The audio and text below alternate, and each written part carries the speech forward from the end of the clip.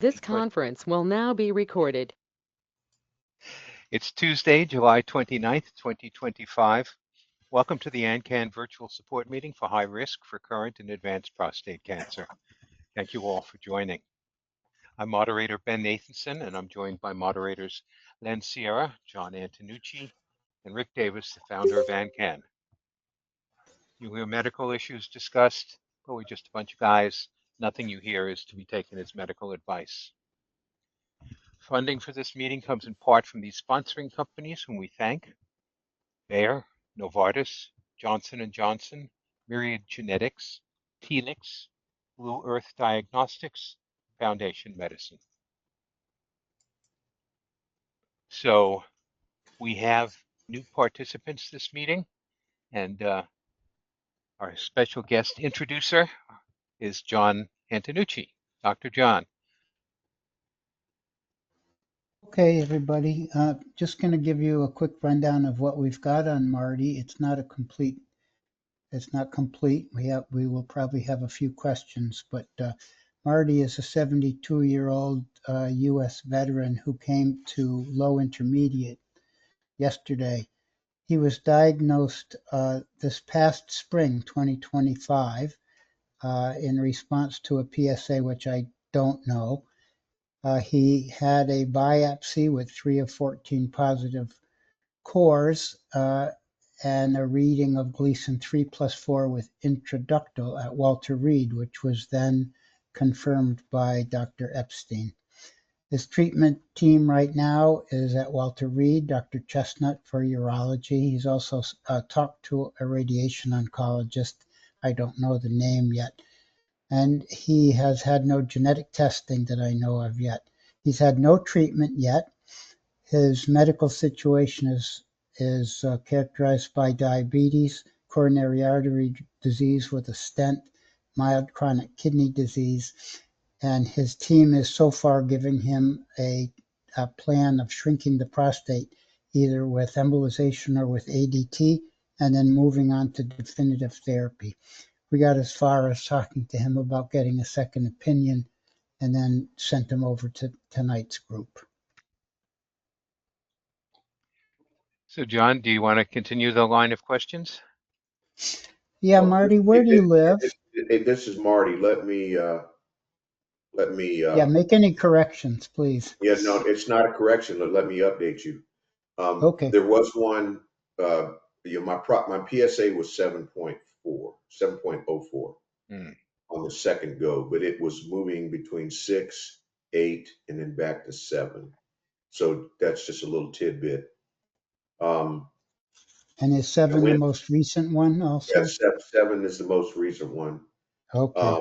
It was the 6 that after repeated 6s that my primary care physician said, you need to go to urology and have it checked out. So through that progression, Gotcha. MRI, biopsy, and the results from pathology.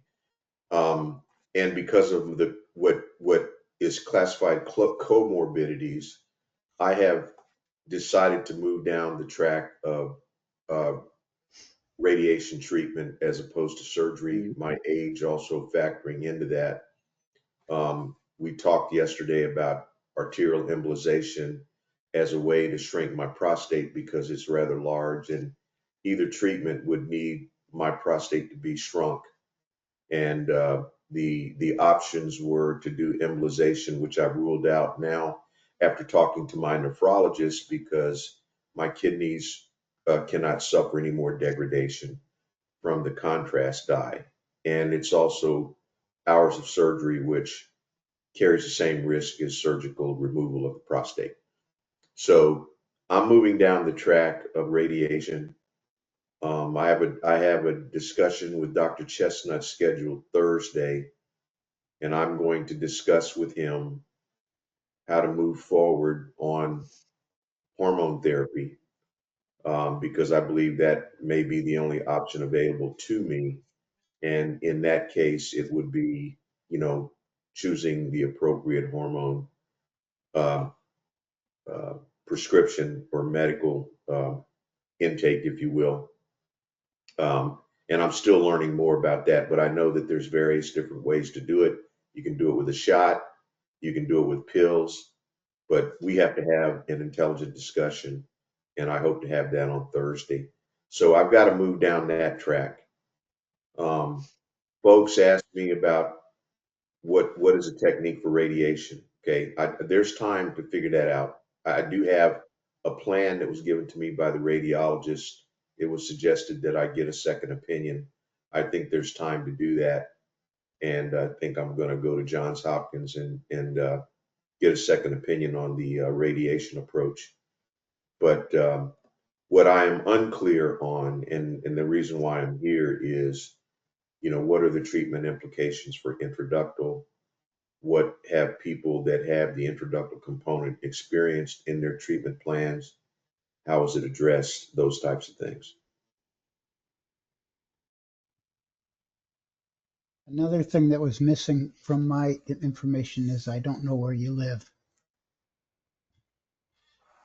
I apologize. I live in the Washington, Baltimore metro area, and I Okay. actually live right outside the main gate of Fort Meade, Maryland, home of Hmm. NSA and Cyber Command. And as a retired veteran, it keeps me close to the commissary and PX and all military activities there. And I take about a 35-mile trip from there to Walter Reed on I-95, and so I can get there pretty quickly.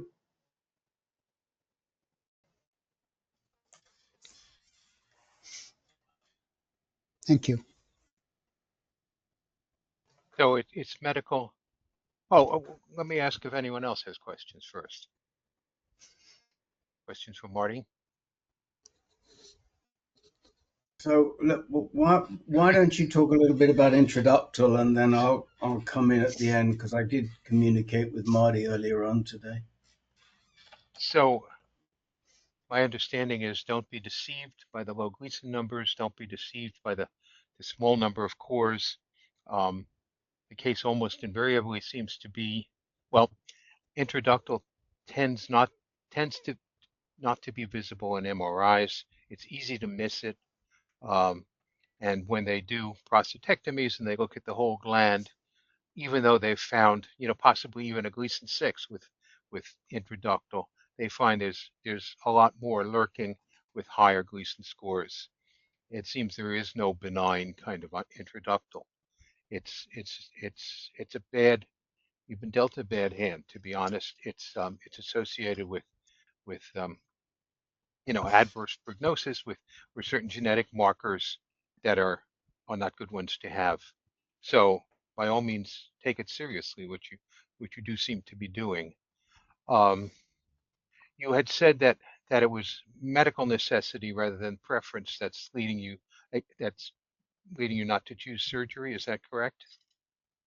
Yeah, um, my age, I'm 72, as was mentioned at the beginning. By the way, thank you for that summary because it was excellent. Um, and I'm leaning on experience and guidance from medical professionals and folks that have gone on both sides. Um, I am very concerned about being able to survive 4 hours of surgery. Um, so at my age, I think that I'm taking that very seriously. And, um, it is possible that I could survive the surgery, but it's the risk I think that I'm looking at. Hmm. And I don't know any other way to answer that question. Okay. So again, to my knowledge, intraductal is not one of these situations like ordinary prostate cancer where where it's six of one, half a dozen of the other, where you're free to choose your kind of treatment because they both seem to be equally effective. Radiation is not as effective in in intraductal. You're more likely to recur after a short period of time. There are reasons. that's just observational. People do have reasons to believe that this should be the case, partly because of the genetic differences. You say you've had no genetic testing yet?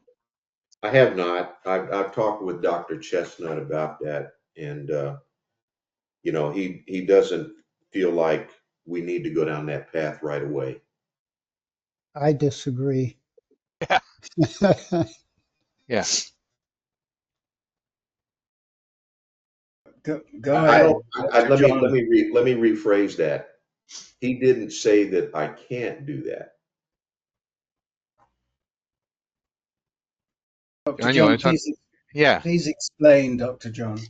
Well, a person with introductal pathology, um, introductal pathology hangs out with some negative friends genetically, and we want to know whether you're carrying any genes uh, that are might influence your treatment. It's easy to do. So, John, are you suggesting more than a germline test? You think that that Marty should have his cancer somatically sequenced as well? Well, I'm never against somatic sequencing, but I'm really talking just about germline testing for now. Okay. But So, you mean get? Marty, are you clear on the difference between germline and somatic?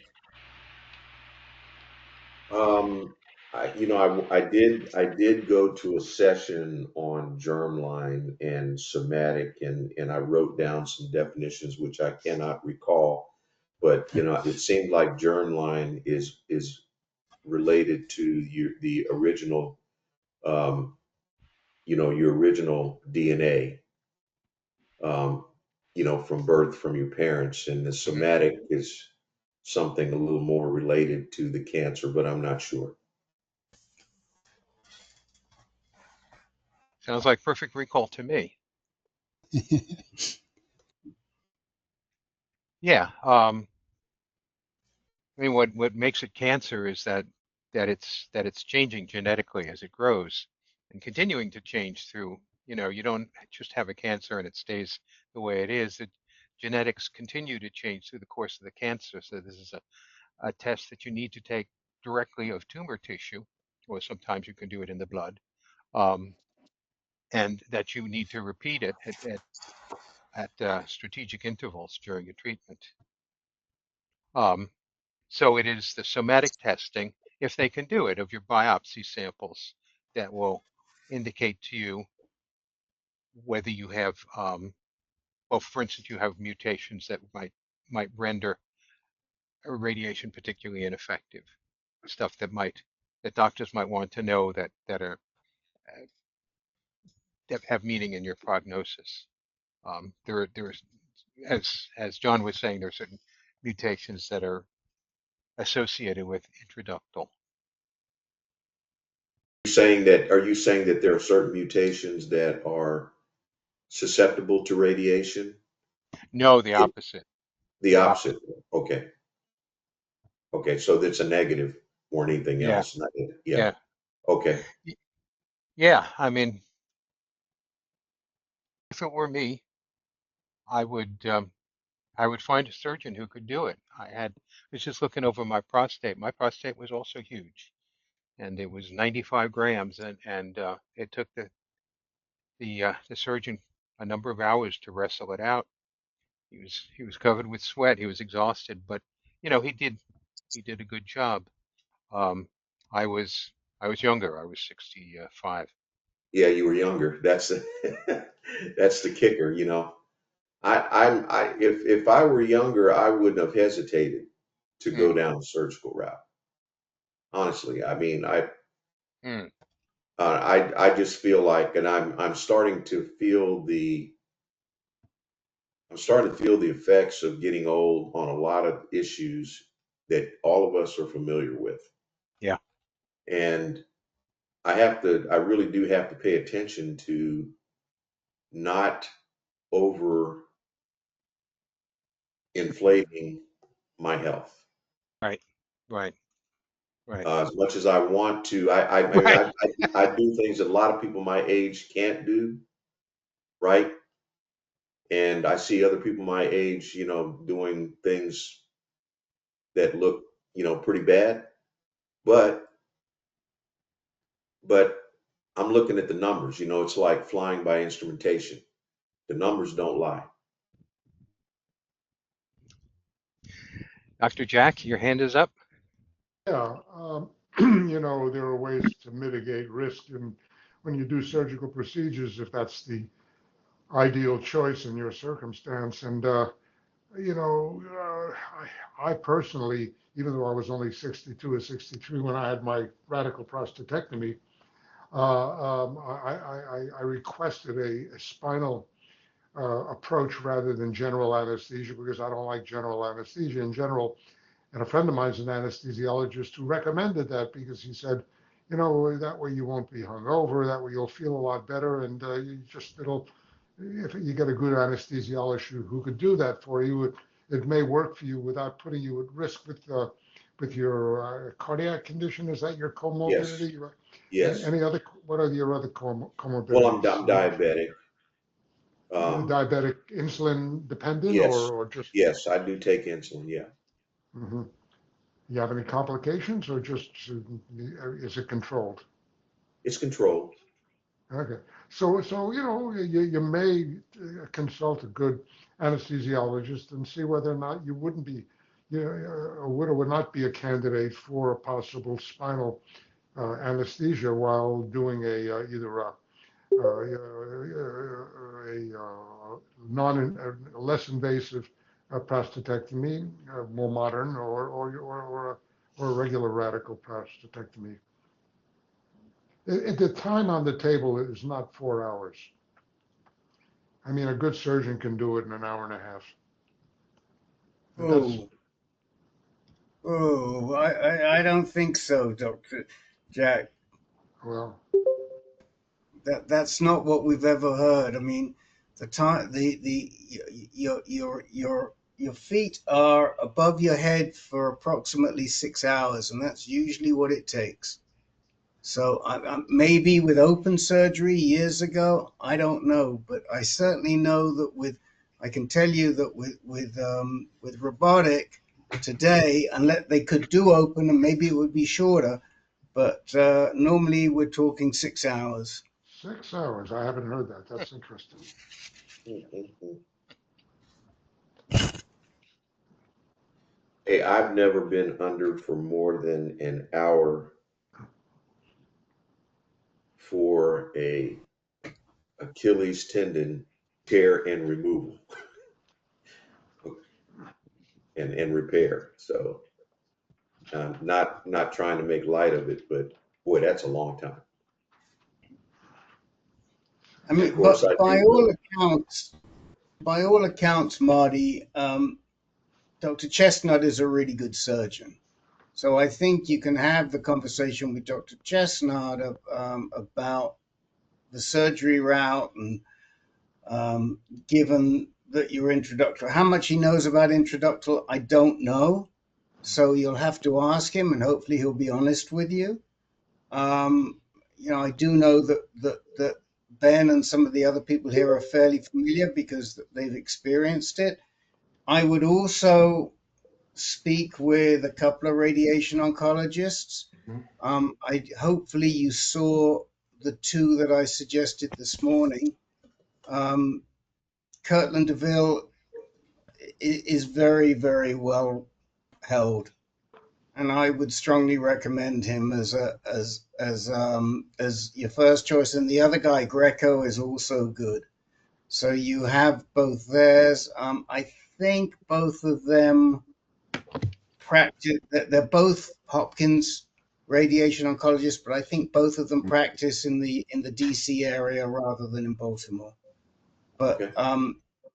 I would definitely start with Kirtland DeVille.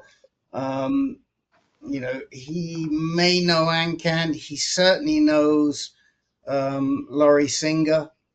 And so you can say that you got his name through AnCan and Laurie Singer. And So, oh, and I see Gary Peters has his hand up. He knows one of these docs too. So let's go to the hands up. Gary?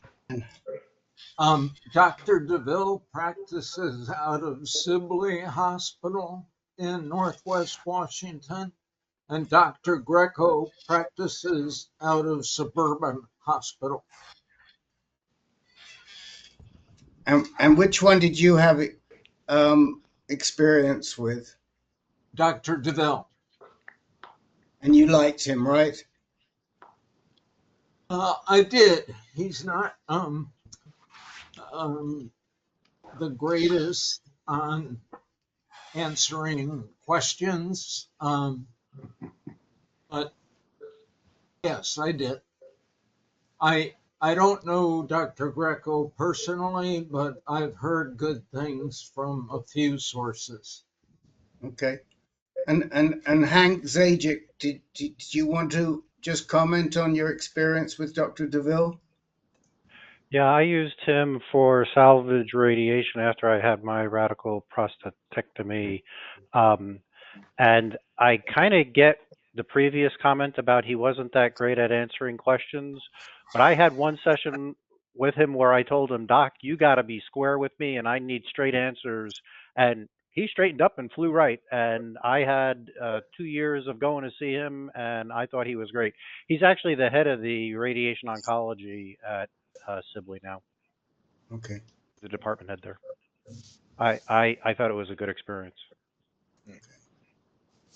Thank Jeff, you. your hand is up. Yeah, I was just wondering,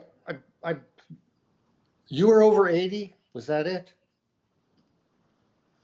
Mark? No, okay.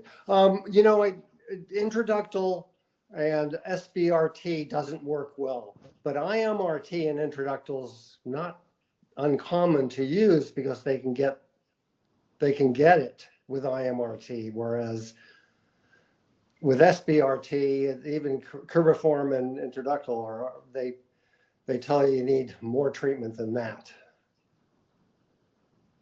What do you mean by they can get it? They can get down to the bottom, so they can get all the cribriform and all of the introductal cribriform. With SBRT, it leaves a residue, apparently. Now, that's been reported in one of the recent pre-CRI conferences, and you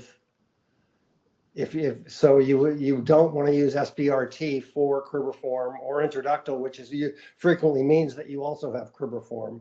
That's what they said in the UCSF meeting. But IMRT works, so if you're older and you can't handle the surgery, I mean, that's why people here have said see a radiation oncologist, and that's what you should do, especially if surgery is too much for you. I copied that. Steve Rue? That was the kind of discussion I was interested in. Is anybody in this group, or has anybody in this group done the radiation for introductal? I'm hearing all the negatives, but has anyone done it? And has it been successful, or are we just all saying you're going to get it again? I know people that have done it, and it's.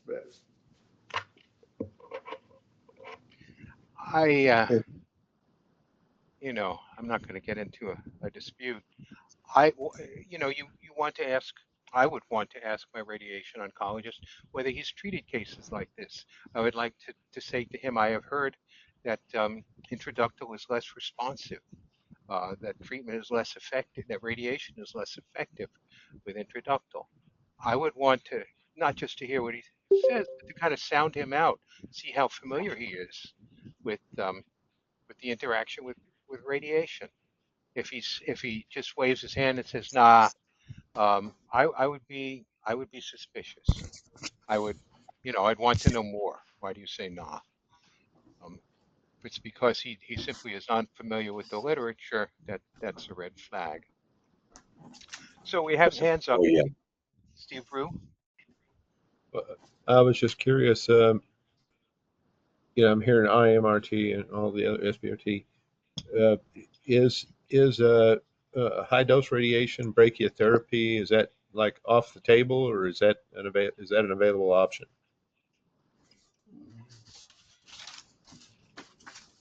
Are That's, you I mean, asking me? yeah, Kind of throwing it out for the brain trust here. Is that an Oh, option okay. as Yeah. I opposed was to going a to say, radical prostatectomy? I think it has the same limitations. Just radiation itself doesn't doesn't interact well with the molecular biology of intraductal. It doesn't do what you want it to do. Um, you want it to damage the DNA in such a way that the molecular watchmen see the damage and say the cell has gotta go. You want the cells to kill themselves because they're so damaged. But what happens is that these genes are missing, and they aren't there to watch what's happening, so that these highly mutated cells damaged by the radiation are allowed to continue to reproduce, giving you a weirder and worser cancer. Um, ordinarily these cells in most cancers, these at least early, these molecules are standing by and will work in cooperation with the radiation. It's not just like you would think the radiation going around with a hammer and banging up cells. That kind of damage, it damages all parts of the cell. Most of it is easily repaired. The DNA is not easily repaired. You need these guys to make sure that the cell dies, and that's why the radiation doesn't work as well as the Which widow. which mutations are we talking about, Ben? Oh, if you had to guess two, right? TP53 and RB1. Okay, okay, okay. The bad boys. Yeah, yeah. Okay, yeah. Which is, Marty, which is probably why it would be good to know if you're carrying those mutations. mhm. And both of them, um, well, TP53 can definitely be inherited. I can't remember if RB1 is only somatic or if it can be inherited. Do you remember, Ben? Um, I Um, mean, these genes are so important that if you have them in the germline, your chance of living very long is not great. no. So, mostly it's probably would show up somatically, because just like Ben says, God forbid you did have uh, Laufromani syndrome, which is the TP53 one. Something would have shown up already at the age of 72. So, we may need to look somatically to see if you have, which is easy enough to do because we can take something from your we can take something from your recent biopsy. How long ago was that biopsy? The biopsy was March. Yeah, so it's that would be fine. But that's the reason why. And if Dr. Chestnut says, "Oh, well, it's not going to tell us anything," you can say, "Well, it might do because it would tell me if I have TP53 or RB1, and I would like to know that in making my decision whether to do surgery or radiation."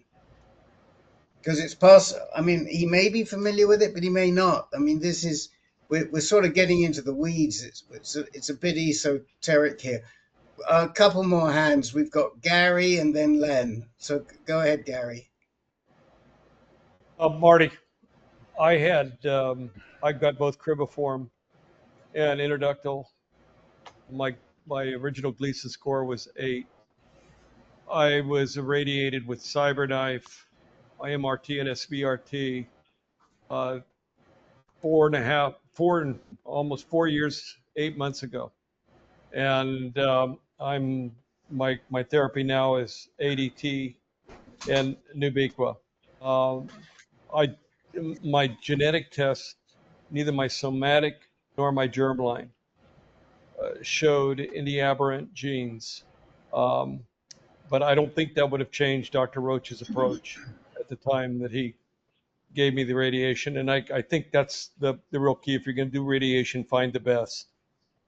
Find somebody that really knows what they're doing and has done it a lot, and get the very best equipment that's available to have it done under. But um, I'm a testament to still being alive 5 years after diagnosis. You did Do you not have have the surgery. You did not have the surgery. I did not have the surgery. I had Mets. I had 7 Mets outside of my prostate. 6 of those were in bone. One of them was in a lymph node. So surgery was not a viable option for me at that point. Okay. And I'd had a TERP almost 20 years prior to being diagnosed with prostate cancer. So I really didn't have that much of a prostate left from the TERP, but I had enough to where it became malignant, and I ended up with prostate cancer. So you had the surgery and then developed Mets. I'm sorry, you had the radiation and then developed Mets. No, I Is had that the I had chronology? Mets. No, I had Mets when I was diagnosed. I the Mets were found when I did my PSMA PET scan. I had suspicious areas when I did the bone scan and CT scan. They did not expect, because of where my PSA was, did Mhm. not expect to find Mets beyond the prostate, but they did. Mhm. Roach's treatment was, that's his cookbook, and I think Rick knows Dr. Roach's approach, and it's very, very aggressive. So, it worked for me. And surgery, I've just heard so many, and based on my contact with people in these communities, in several different communities, I've heard so many horror stories about surgery, the issues that can be with you for the rest of your life as a result of the surgery. So, radiation, um, I didn't feel good for about 6 to 8 months. It really knocked the crap out of me. But after that, uh, I'm fine. And I'm 79 years old, going to be 80 in December. Thank you, How Gary. old were, and how, I'm sorry, I wasn't doing the math. How old were you when you were first detected? I was diagnosed just before my 75th birthday. I was 74 years old. Okay. Yeah. And I had doctors telling me that the primary care physicians telling me I did not need PSA any longer. And so just things have changed in the last 5 years significantly, and for the better. So you've got a diagnosis, and if you don't have Mets beyond the prostate, I, based on my experience, I think you got a pretty good outlook. So you could smile and be a little relieved. Better outlook than some of the rest of us have. Well, thanks, Gary. I'm interested in going to your doctor. Can you send me some information?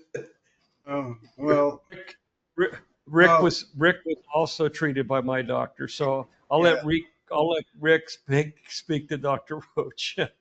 I mean, look, we could definitely set you up with Mac. Happens to be, I always like this fun fact. He's Hank Aaron's nephew, by the way, and he's a very colorful character. We know him very well. He's basically agreed to be on our advisory board. I just haven't got my act together to get it done. We know him really well. At the same time, I still would start with DeVille and see what DeVille says to you. And he's also a very good doctor. Interestingly enough, they're both African American. I don't think that's got anything to do with it, but they both are. I would start with DeVille, and if you're not comfortable, you won't be able to go to Greco if you've gone to DeVille because they're the same institution. But if you want to go further afield, we can either send you to San Francisco if you're willing to go, and there are people who have traveled across the country to go to Mac, or we can send you to some really good people up in New York City as well. Where is Sibley? Or at Penn. We got a terrific lady. We've got a really Dr. Vapawala at UPenn, who's really good, who I would also recommend you see. So we got plenty of docs for you to see, but start locally with DeVille and see what you make of him, Marty. And where's Sibley?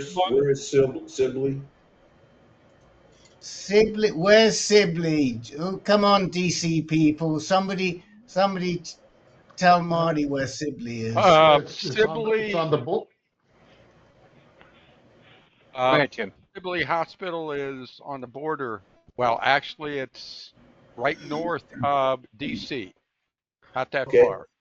Right at the Maryland line, right off Western. Oh, that's close. Yeah. Right. MacArthur Boulevard. Okay. Marty, one last thing before I don't say anything else. Your attitude is the biggest part of this fight, and just keep yourself focused as positively as you can. The disease can be arrested, and there's new treatments that are coming almost monthly from all over the world, not just the U.S. So just know that you can beat this, and you're a young guy at 72. Len, your hand's been up for a while. Yeah, thanks, Ben. Marty, I would have a discussion, if you haven't already, with your doctor about the postoperative, if you were to choose surgery, postoperative cognitive decline, short term, particularly in people over 65, with any general anesthesia for any indication. The connection is not quite as strong for long-term cognitive decline post-op, but it is there, and the association is stronger among people, elderly people with heart disease. So talk to your doctor about that risk. Got it.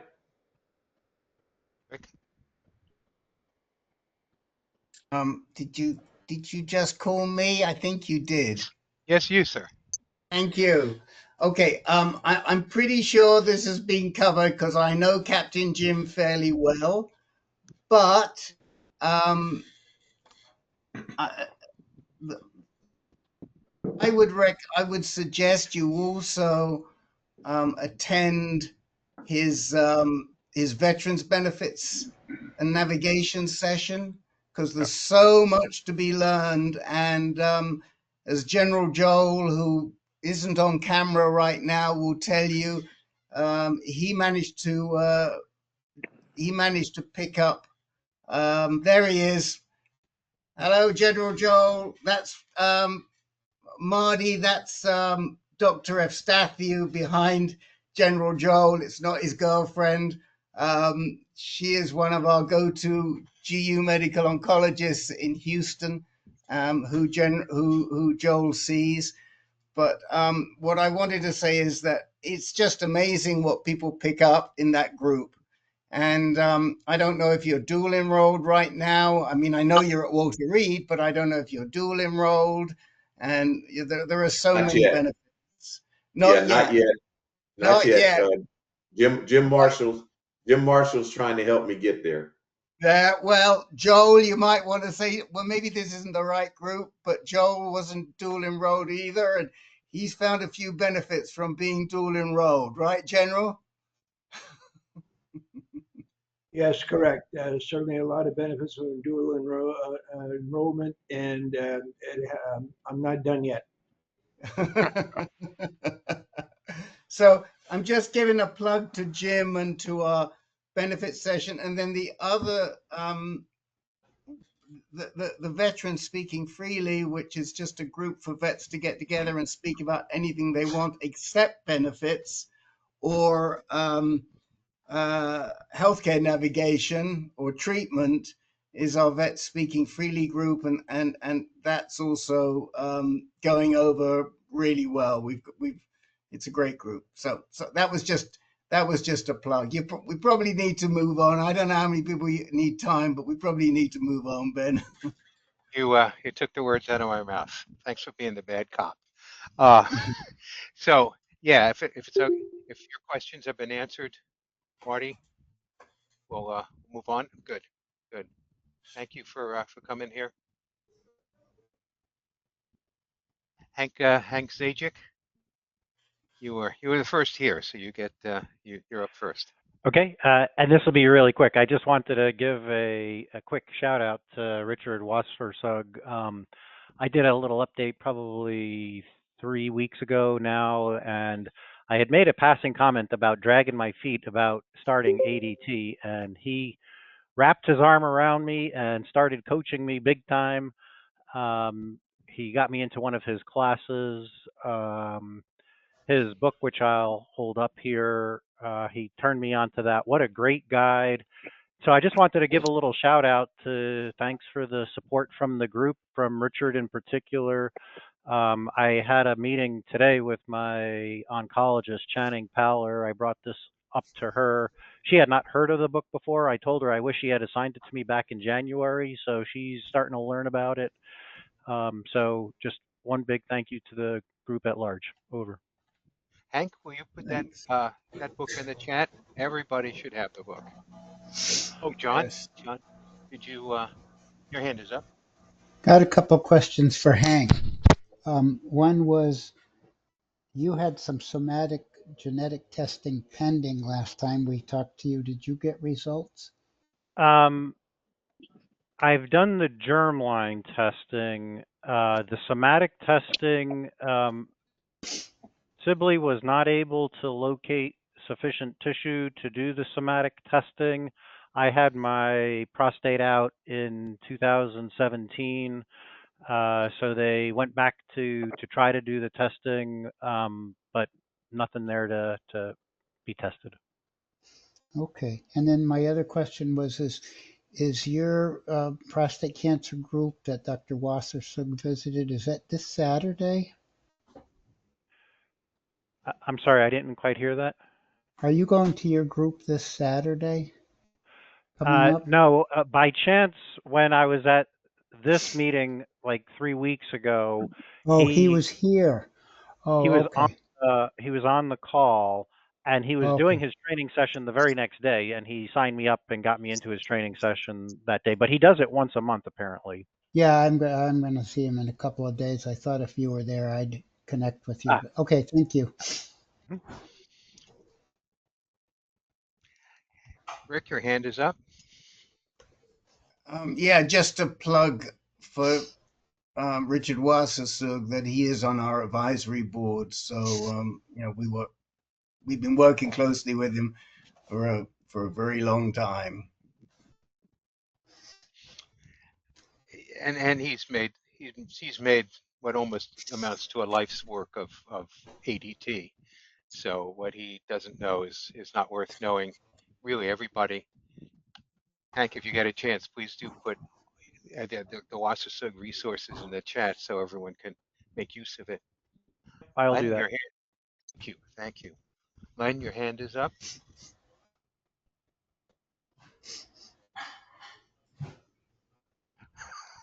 That went the wrong way. Good. On, off. So, Hank, did you start estradiol therapy? And also, whether or not you did, okay, you didn't. What did Channing Powler think about that? Yeah, so I was actually a little surprised at my meeting today. My PSA is just 0.305. It's still relatively low, but I'm, biochemically recurrent. I was anticipating she was going to start me on something. She did not, and she's going to see me again in 3 months, another, after another PSA test. I asked her specifically what she thought kind of the tripwire was to start me on treatment, and she actually said she was probably going to wait till my PSA got over 1. I was a little surprised about that, but that's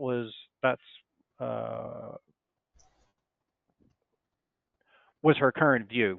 I had a PSMA PET scan in March, and so she had that as part of her consideration, and that came out negative. There was nothing on that.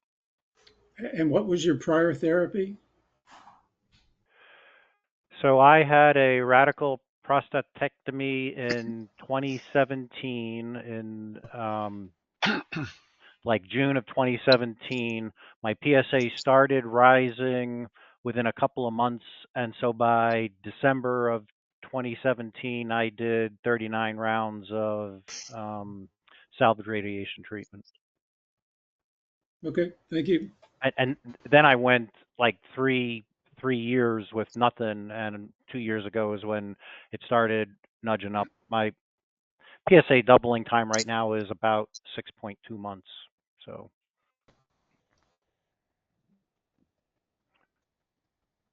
Thank you. Marshall?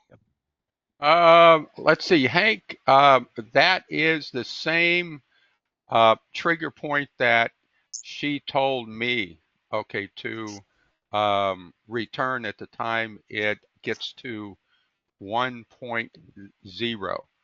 So that seems to be the place that she's at. Okay. Yep. And I've she got, had made some comments about not wanting to go through a lot of treatment too soon to kind of run out of options. I'm just 65, so I think she's taking a little bit of a conservative approach at the moment. well, she's taking a conservative approach from me because I've been on a treatment holiday over 3 years, and it's only up to 0.09. So I figure I got hopefully another 6 months, 8 months. I don't know. Al Latimer?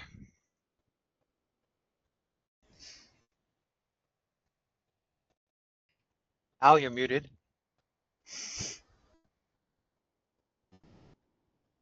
Sorry.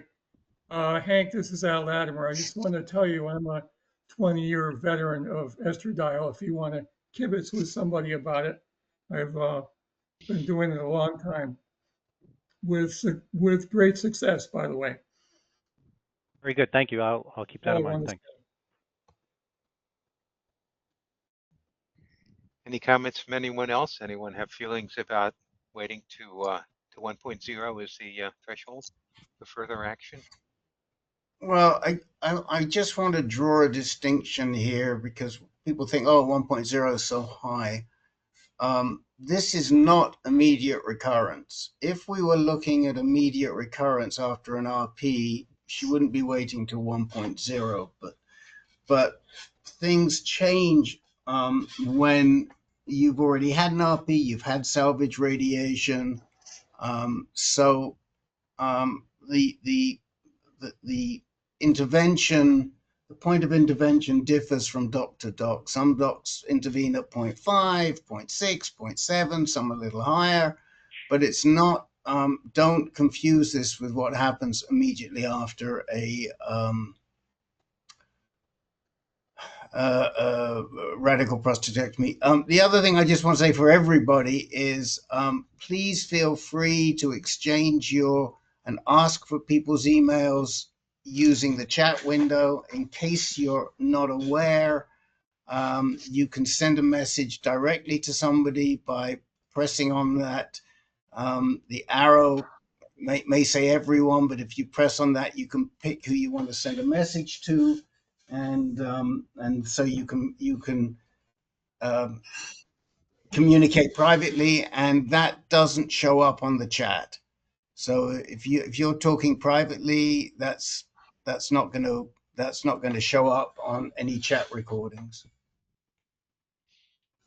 And it won't show up on YouTube when we print the chat contents. Right.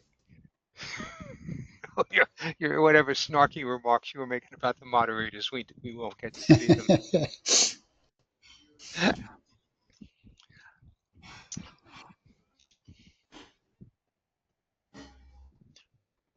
Okay. Thank you, Hank. So Jerry Burrs is next.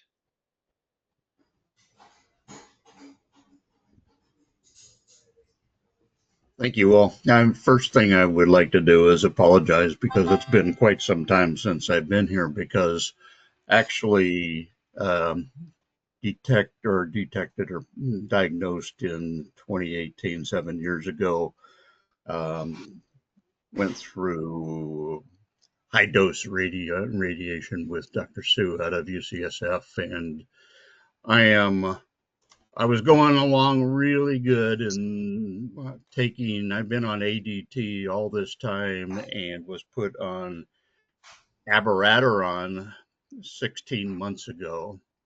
And I just wanted to talk to the group about anybody who has had an experience with abiraterone that I had. Was all of a sudden, after taking it for 16 months, all of a sudden, I don't know, I just couldn't catch my breath. And I was in the hospital twice, and they're telling me I've got AFib and in and out. And finally, we just said, geez, I wonder if abiraterone has anything to do with this. I stopped taking abiraterone, and 5 days later, I'm back to normal. So I just wanted to find out whether or not anybody has experienced that. And now I'm moving on to my next drug, which is darolutamide. And I don't know what kind. I just started that after getting off of abiraterone. So comments? Jeff Markey has one. Well, I took for 2.5 years, and during that time, I had 3 AFib events, and I had one about 6 months later as well. The third one put me in the hospital for 4 days. The pulse of 175 standing and 125 laying down because my doctor had given me an antibiotic that messes up your electrical system, and so they couldn't cardiovert me until 4 days later. But Abby gave me high blood pressure, which I take 3 pills to the now, and it gave me a lot of heart issues. I had not had an AFib problem for 17 years prior to this, so it's not unusual. Somebody else? It's just that surprisingly, the cardiology crowd does not know anything about this.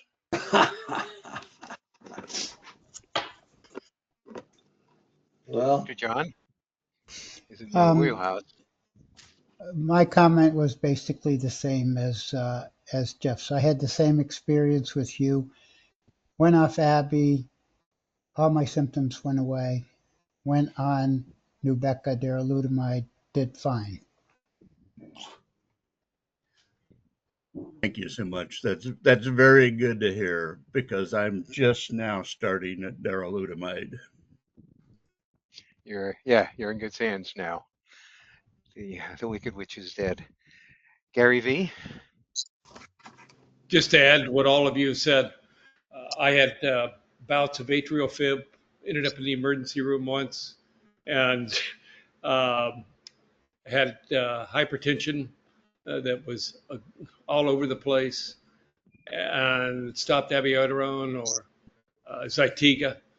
And when I stopped, it took a few months actually for my atrial fib to completely resolve, and as well as my blood pressure. So it took me a while, and right now I'm taking Nubeqa and Orgovix, and I've had zero side effects.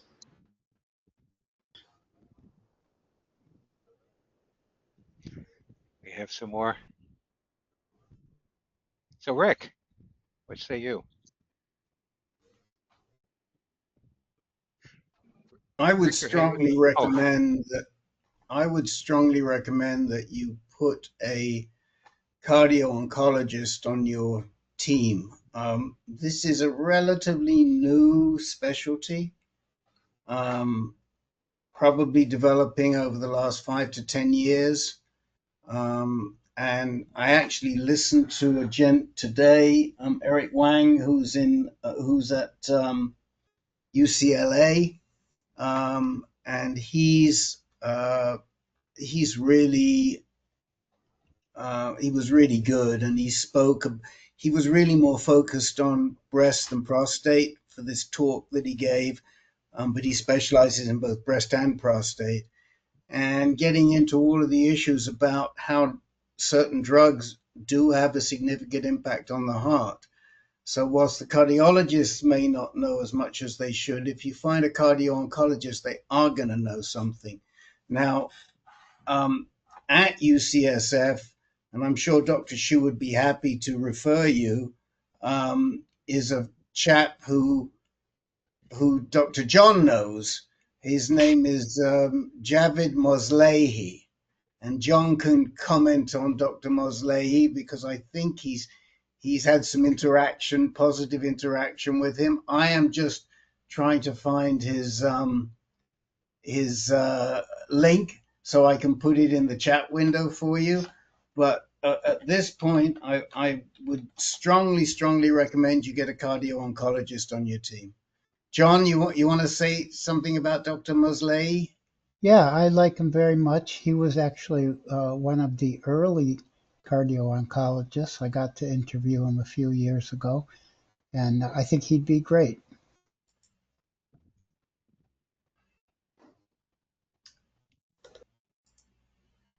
okay. You good, Thank you. Jerry? Thank you so much, Rick. I will pursue that and follow up. Appreciate it. Walk Valens, you're sorry, someone. Walk Valens, you're next. All right. Walk's still on the call. Okay. So I got some more scans since we talked last, and the cancer is, I've got metastasis in the liver, and everything's pointing towards neuroendocrine. I had the biopsy. They biopsied the liver metastasis on Friday, but I haven't got the results yet. But there's one abbreviation. You guys can help me. SCPC.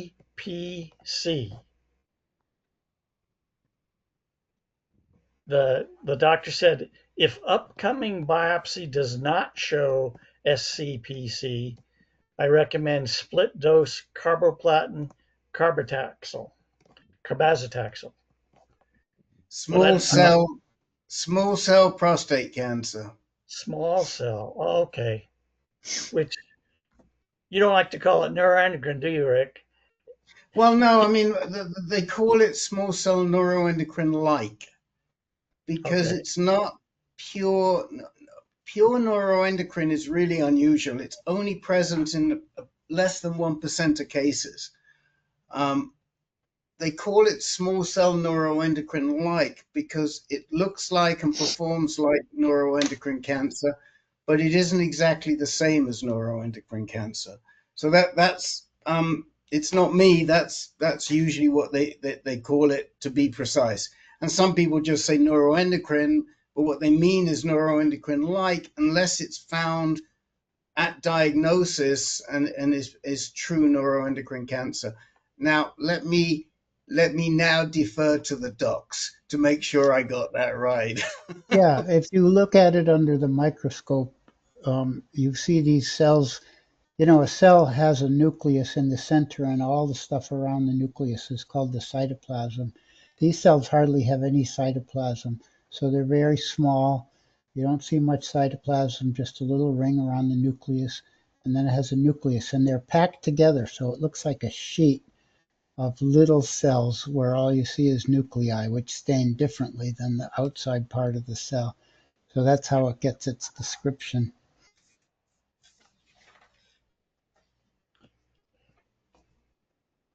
So I'm just a little confused because I'm looking at the written after visit summary, and it says if the biopsy does not show SCPC, then split dose carboplatin and cabazitaxel. But Dr. Agarwal told me to go ahead and start that, and he said it didn't matter whether it was neuroendocrine or not, that I should just go ahead and start that.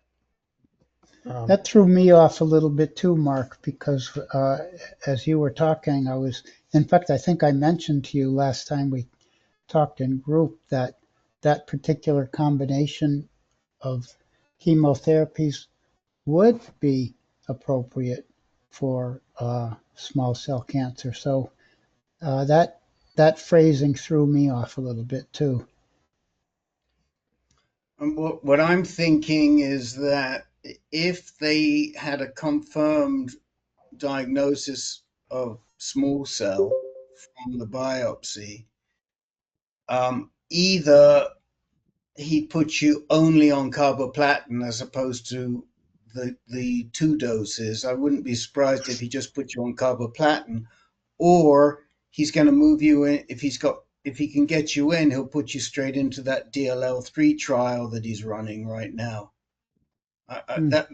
That's what I think, because he mentioned that DLL3 trial to you, and if it's open and available, and to be honest, there's probably more DLL3 trials than when I last looked, which was at least 6 or 8 months ago.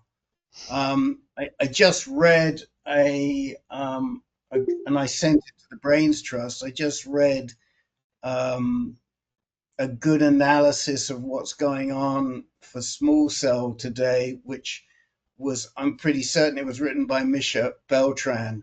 There were 3 authors, but I think each author took a section, and I think the small cell was her section. And again, she's mentioning various DLL3 trials, but she doesn't get into much detail. Ben, what's your thought on treatment Yeah. options? Oh, treatment options. So no, I was actually going to. Or go ahead. Yeah, I was please. just going to snarkily make the observation. She calls it TNEPC, treatment emergent neuroendocrine prostate cancer. Right. That's what she calls her consensus. The consensus term, the T, the initial T, is to distinguish it from, de novo, which as you say is extremely rare. But yeah, no, I was going to bounce it back to you, Rick. I'm not. What would you do? Would you take Carbo and Cab, or would you roll the dice for a DLL3 trial? If it were me, I'd go for that DLL3 trial. I mean, it had pretty spectacular, even though it was a very small sample, it had really good results for prostate cancer. I'm not totally sure of the results for the other neuroendocrine, but I thought it did great for prostate cancer, Ben. I mean, how about you? I'm not. So this was a radioligand therapy. This was lutetium Yeah. or active. Yeah. I'm pretty certain it was radioligand. Yeah. I think it was radioligand with yes. It wasn't a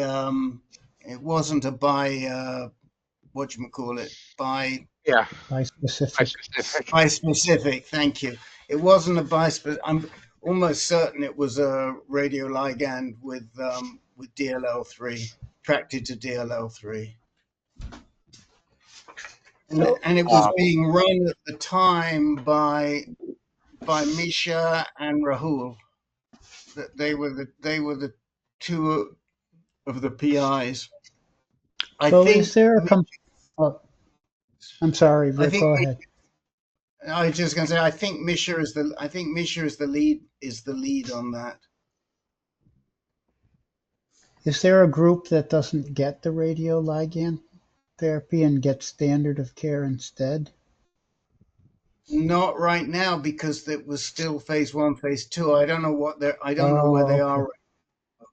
I see. So I don't know. It's such a great question because in this case, you're not really comparing against standard of care. And it's also not the kind of thing where you got, all day to try different things. Right. So it's a really good, very important question. How are you So, doing Peters? emotionally with all this, Mark? I'm not sure. Yeah. I'm Yeah. so physically weak. I just spend all day in bed and Oh, don't get a whole lot done. But I'm just if I go ahead and start cabazitaxel and carboplatin, is that going to mean I can't do the DLL3 trial? probably. Let's Well, get some. what I was going to say is I don't know because I'm not exactly sure which DLL3. I think what you've got to do is get the trial number from Rahul so you can share it with us, and you just got to ask Rahul, if I start this, will it exclude me from your DLL3 trial? Because he's also talking about that. I talked with him about the trials, and he said I likely am eligible for some of them, but he said get started on the treatment. And because I've had some reactions to chemo in the past, he wants to do a half dose the first week, a half dose the second week, and then a week off, and then start all over again.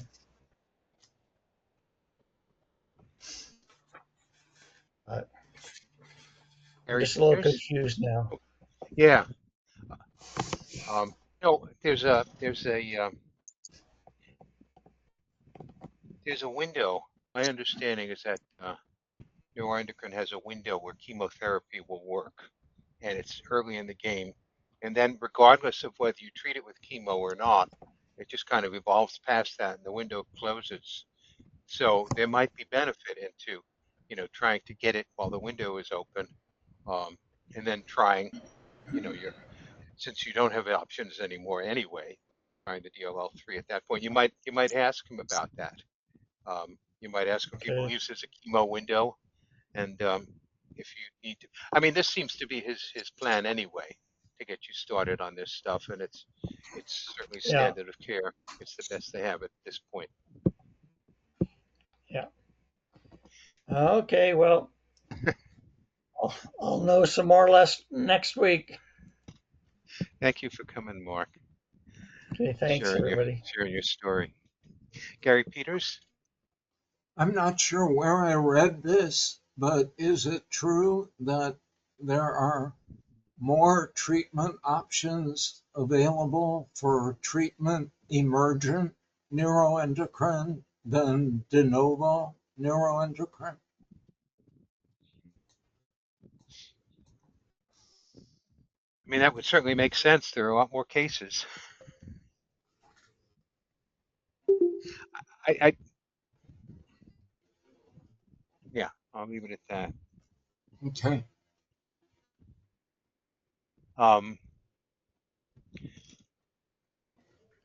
Let me ask a meta question to Rick. We have to end promptly tonight? No, nobody's following us. Nobody's following in after tonight. Okay. Good. Good. Steve Rue, your turn's next. Oh, hello, guys. I just wanted to provide a follow-up with my doctor's visit yesterday. Prior to that visit, 3 months ago, we discussed increasing my prednisone uh, because of some blood work results that were just never favorable, red flags everywhere with red blood cells and hemoglobin, HCT, and everything else out of whack. And by the way, I'm doing the Orgovix with 2 prednisones. I was doing 2 prednisone on an empty stomach.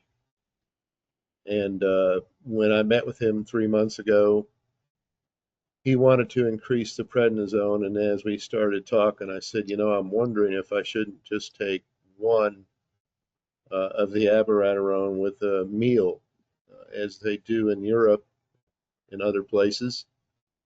And he told me, well, give it a try. And I did. So for the last 90 days, I've been taking one of the abiraterone and not increasing the prednisone. I felt immediate. Last 3 months, I've had more energy than the whole year previous. The blood work came back though, and all the red flags are gone except for red blood cell count still looks a little bit off, and protein is also down a little bit. But the really good news is my PSA is still undetectable. It's less than 0.1. The testosterone is less than 10, which is where it was prior for the last year. So cutting back on the abiraterone and taking it with a meal seems to be just what I needed. We talked a little bit more about a drug holiday. I'm very mindful that Dr. Heath originally recommended a full 2-year course of treatment through March of 2026. And he told me, he said, well, you had a year of the Lupron, but you didn't have a duplet therapy. You didn't have abiraterone or anything similar to go with that. So we discussed that and decided we would wait, think about it, sleep on it, and rally, circle back in 90 days again. At which time he was wanting me to also have a bone scan and a CT scan before our next meeting. And then he mentioned something quite interesting that got me digging around, looking up the research papers and the trials with something called Signatera, which apparently shows great promise for looking at post-treatment for very quick determination of a possible recurrence, as opposed to just watching PSA or doing scans every 90 days. So I was curious if the Brain Trust has any thoughts on this Signatera with this DNA tricky thing that they do, testing the biopsy and comparing the DNA to healthy DNA, and then developing a very patient-specific blood test to be looking for those DNA markers specific to that to indicate recurrence. Is there any, apparently it was something that he was pretty jazzed up about. He said he had picked it up at ASCO or something, where they had announced that it was readily available now to physicians all across the U.S., including oncology and GU oncologists. So I was just curious if the Brain Trust knew anything along those lines with Signatera, if time permits tonight, to mine that gold mine of information. Rick?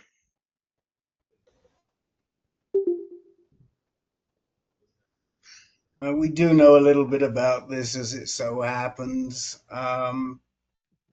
So Dr. Fedak may not be aware, but it's still not available for prostate cancer. It is available for bladder cancer, which is probably where they're talking about GU medical oncologists. However, when we were at GU ASCO in February, and I have the guy's card, I can't remember his name now, but he did say that if we wanted to try and run it for one of our prostate cancer guys, that he'd be happy to work with us, sort of off label at no charge.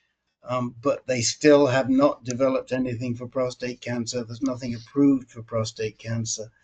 What you can do is the Guardant Reveal test, which is a very similar test, except it's not personalized in the same way as the Signatera test.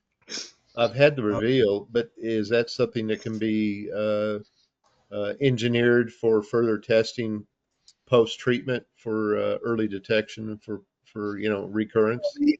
Yeah, the Garden Reveal test will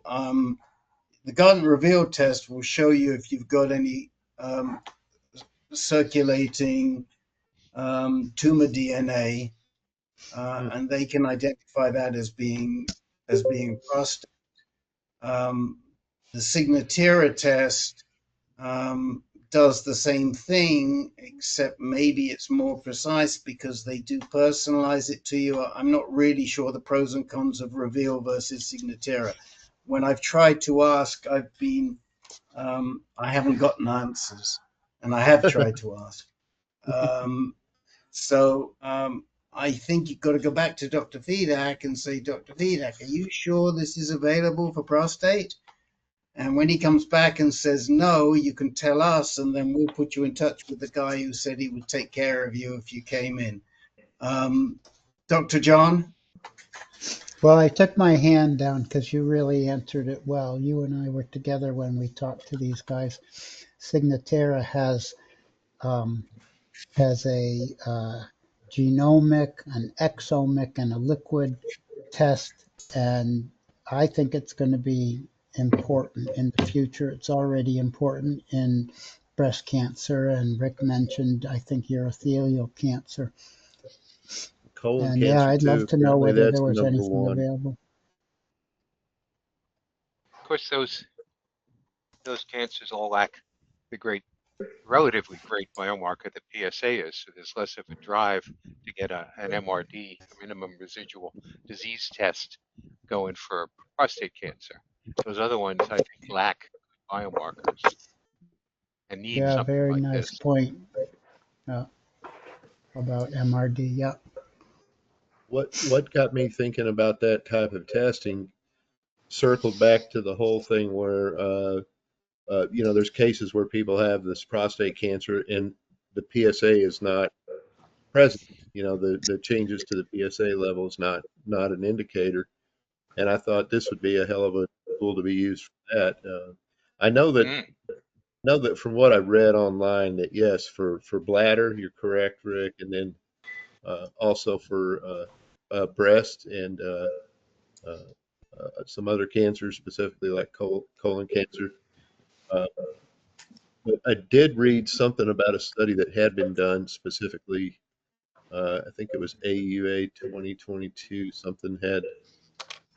I think that's the one I read. That article about that they had actually done some research with looking at prostate for it. So yeah, maybe something that's around the corner, not yet here possibly. I'll check with him tomorrow on that. So Lastly, yeah, go ahead. I just located his card. So so we have his card, and Dr. John was with me, so so we can hold his feet to the fire, Steve. There is a test. There is a test that's pretty standard now. UCSF's using it, pretty much everyone. The Decipher test, which will tell you your chance of recurrence after surgery. And the Decipher test, and most doctors know about it. A lot of doctors know about it, and it's very accurate in giving you an idea. I had that. You did. I had that early on in my diagnosis. You know, very early on when I had the biopsy and everything. My score was like 97 out of 100. It was very, very high. So what? Yeah. And Jeff, it's not an appropriate test for recurrence. It's exactly what it's for. Specifically, Jeff, what it's for. Jeff, will you let me Chance finish? of recurrence. Jeff, will you let me finish? Okay. Please. Okay, when you jump in, you don't know what I'm going to say. It's not an appropriate test for recurrence at this stage, well after surgery. It was developed for recurrence right after surgery. That's what they developed it for originally. It's not appropriate for somebody like Steve Rue, who's already a year, 2 years, and he's been on abiraterone. That's not what Decipher's used for.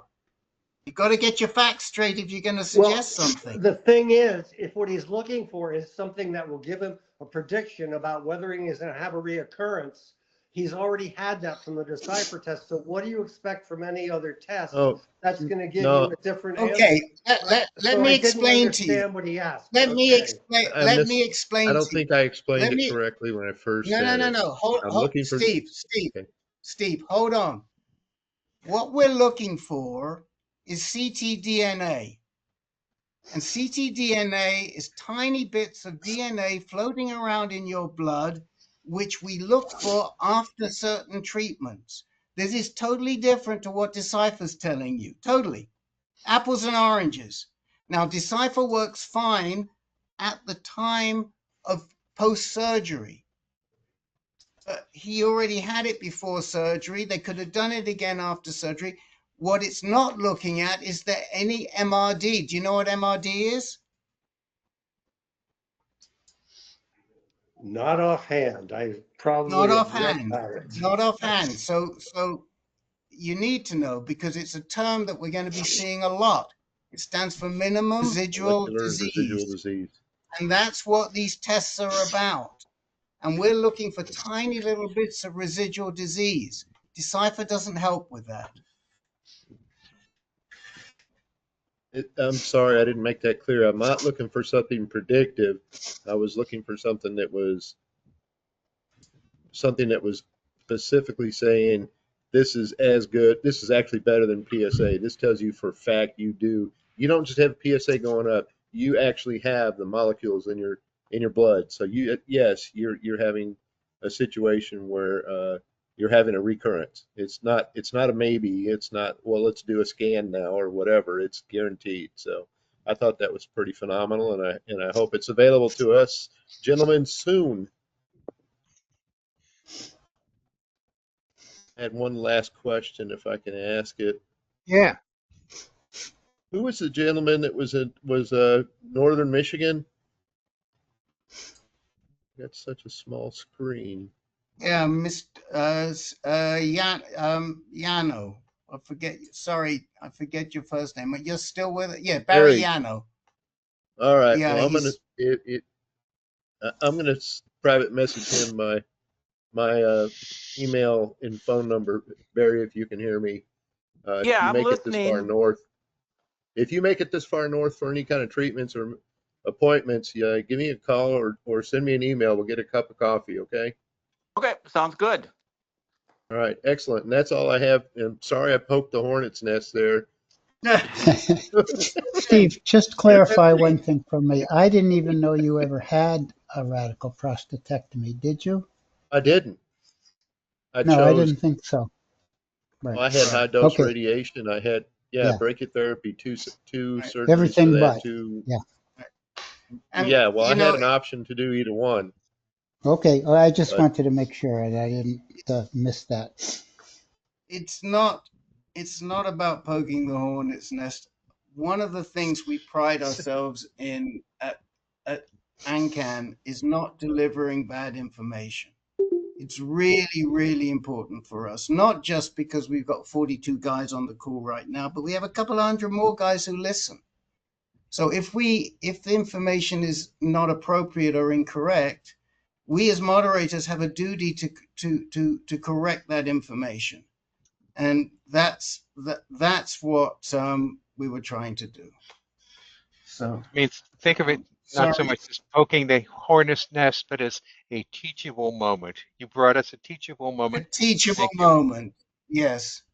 Thank you. yes. I mean, I'm sure others have been confused too about the plethora of diagnostic tools available and what No, each one means.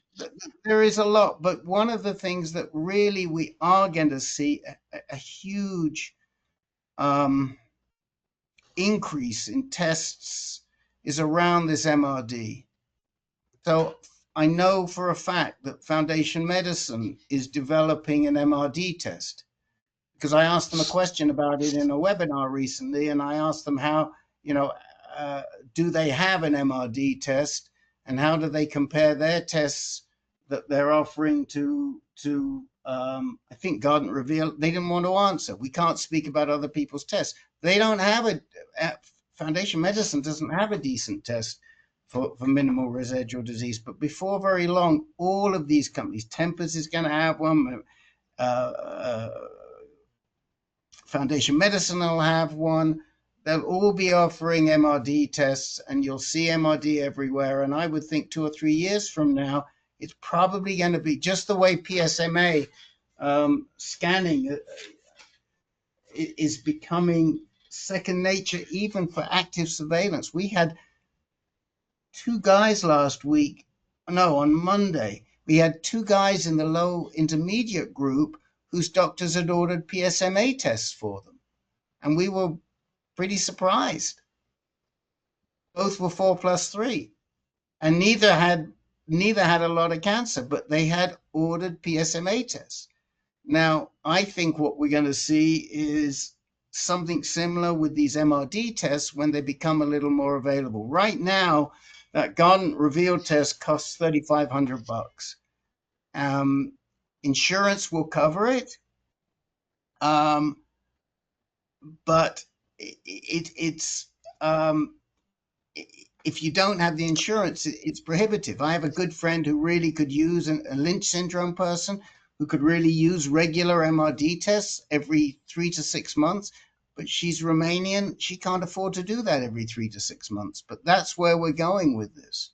For people who have the propensity to develop cancers, we'll be able to do MRD tests. It'll be a very effective way to catch the cancer early.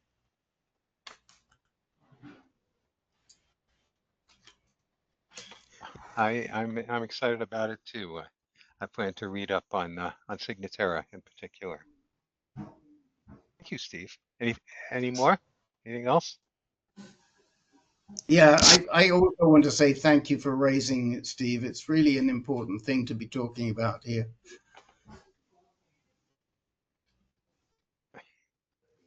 So we move on to Al Latimer.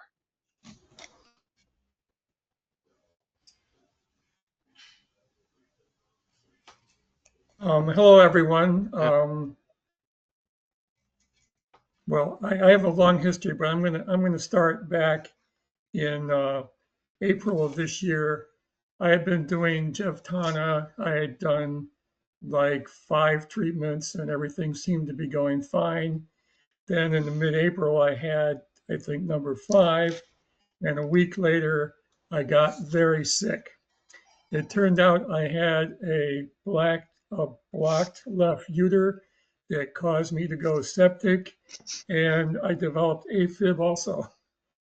And it really took like 3 months to get it all straightened out. 2 different hospitalization visits. I don't know, I don't want to go into all the details of it. But finally, so all during that period of time, I wasn't able to treat my cancer. And so finally, a week ago, this last Friday, everything was cleared up again, and I had another treatment. This time I didn't do Jevtana because Jevtana was just trying to kind of keeping me stable. I did Taxotere instead, and I found out that day that my PSA had gone from 184 in April to 667 in July. So that was that kind of freaked me out. Today, though, I got a PSA test result back from. Well, actually, I got one more step to go first. So then, so a week ago, this past Friday, I had another Jevtana. This past Friday, I felt ill again. I went back to the hospital. Turns out my other uter was blocked, and so I'm in the hospital. Sunday, I have a stent put in my right uter, and today and yesterday they released me from the hospital. Today I got back a new PSA, and it was 503. So I had a 25% drop of PSA from that one treatment. So I am fabulously relieved that it wasn't permanently out of control. And so I guess the big question now is that no one seems to know the answer to is I've had two treatments in a row where I blocked a uter. And I don't have any more to block now. But going forward, I'm supposed to have another treatment in another week. And I don't know, has anyone experienced anything like this? Anyone had a blocked ureter that was related to, I don't know, cancer treatment, chemotherapy, radiotherapy, who knows?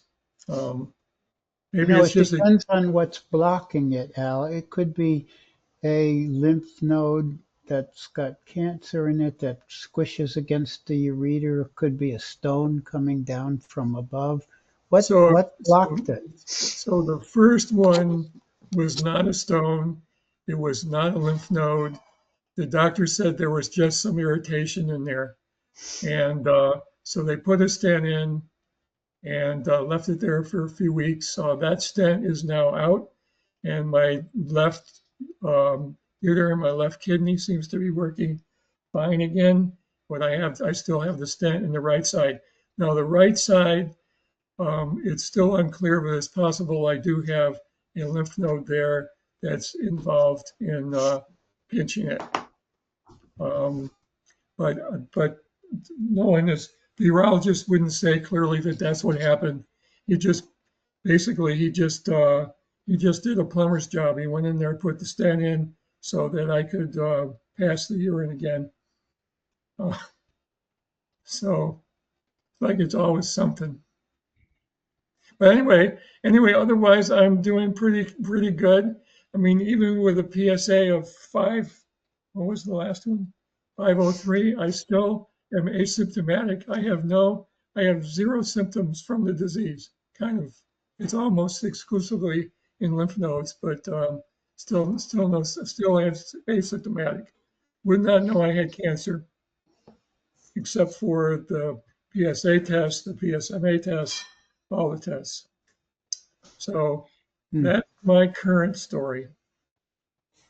Rick? So Al was in touch with Ben and myself earlier today, and part of the story that he left out is that we had hoped that he would be a good candidate for the Alpha Break trial, which is being conducted in several sites, including one relatively close to where he is. He was rejected for that trial just recently, most likely based on something that was seen on the PSMA in his liver. But it was faint and we weren't sure. Yeah, that's roughly correct. The doctor doing the study in Miami is adamant that what they saw was nothing. And they were trying to figure out what kind of additional tests that might relieve the study sponsor of their issue with it. He and Dr. Scholes were going to consult about it yesterday. I haven't heard back from them yet. I left that whole story out because I only wanted to tell one story at a time. Okay, so the reason I'm raising it is why don't they just do a liver biopsy? It's very easy to do. You would think that 2 doctors would think of that right away, but that wasn't on the table. I really, like Rick, you say quite often, it's way above my pay grade. But I was hoping the 2 of them could figure it out. Meanwhile, Belusic, my primary oncologist, he's in Europe for a month, so he's kind of out of the loop right now. Okay, but why can't you advocate for yourself? Just send them a note and say, why don't we just do a liver biopsy? Now, the only thing with that is... Okay, Rick, well, this is the first I've heard of it. You just told me. Ow, just please let me finish, okay? Twice tonight. The problem with the PSMA scan is it's very hard to actually see where that spot is in the liver. We know it's roughly in the liver because they do a CT scan at the same time, which allows us to locate where we're seeing things, but it's not precise. So we would need, and I don't know what other types of scans could be done, but in order for them to biopsy and know where that liver spot was, we'd have to do some other type of scan to get a better read on where it was. Yeah, so this liver biopsy, neither doctor has mentioned that. This is the first I've heard of it, so I certainly haven't been able to pursue it yet. But I will ask them. I don't, like I said, I don't know exactly what the issue is, but it's something to do with the PSMA PET. Jack? Yeah. Oh, sorry. The CT and the PSMA scan will not clearly delineate what the problem in the liver is. You got to get an MRI and secondarily an ultrasound to get a more definite picture, whether it's just a cystic condition, a cyst, which it most commonly is, or a metastatic situation, which it may not be. And if, you know, it's pretty, it jumps out at you if it's a metastatic liver lesion, and it's really clearly read by a radiation, a radiologist if it is a metastatic disease. It's very different.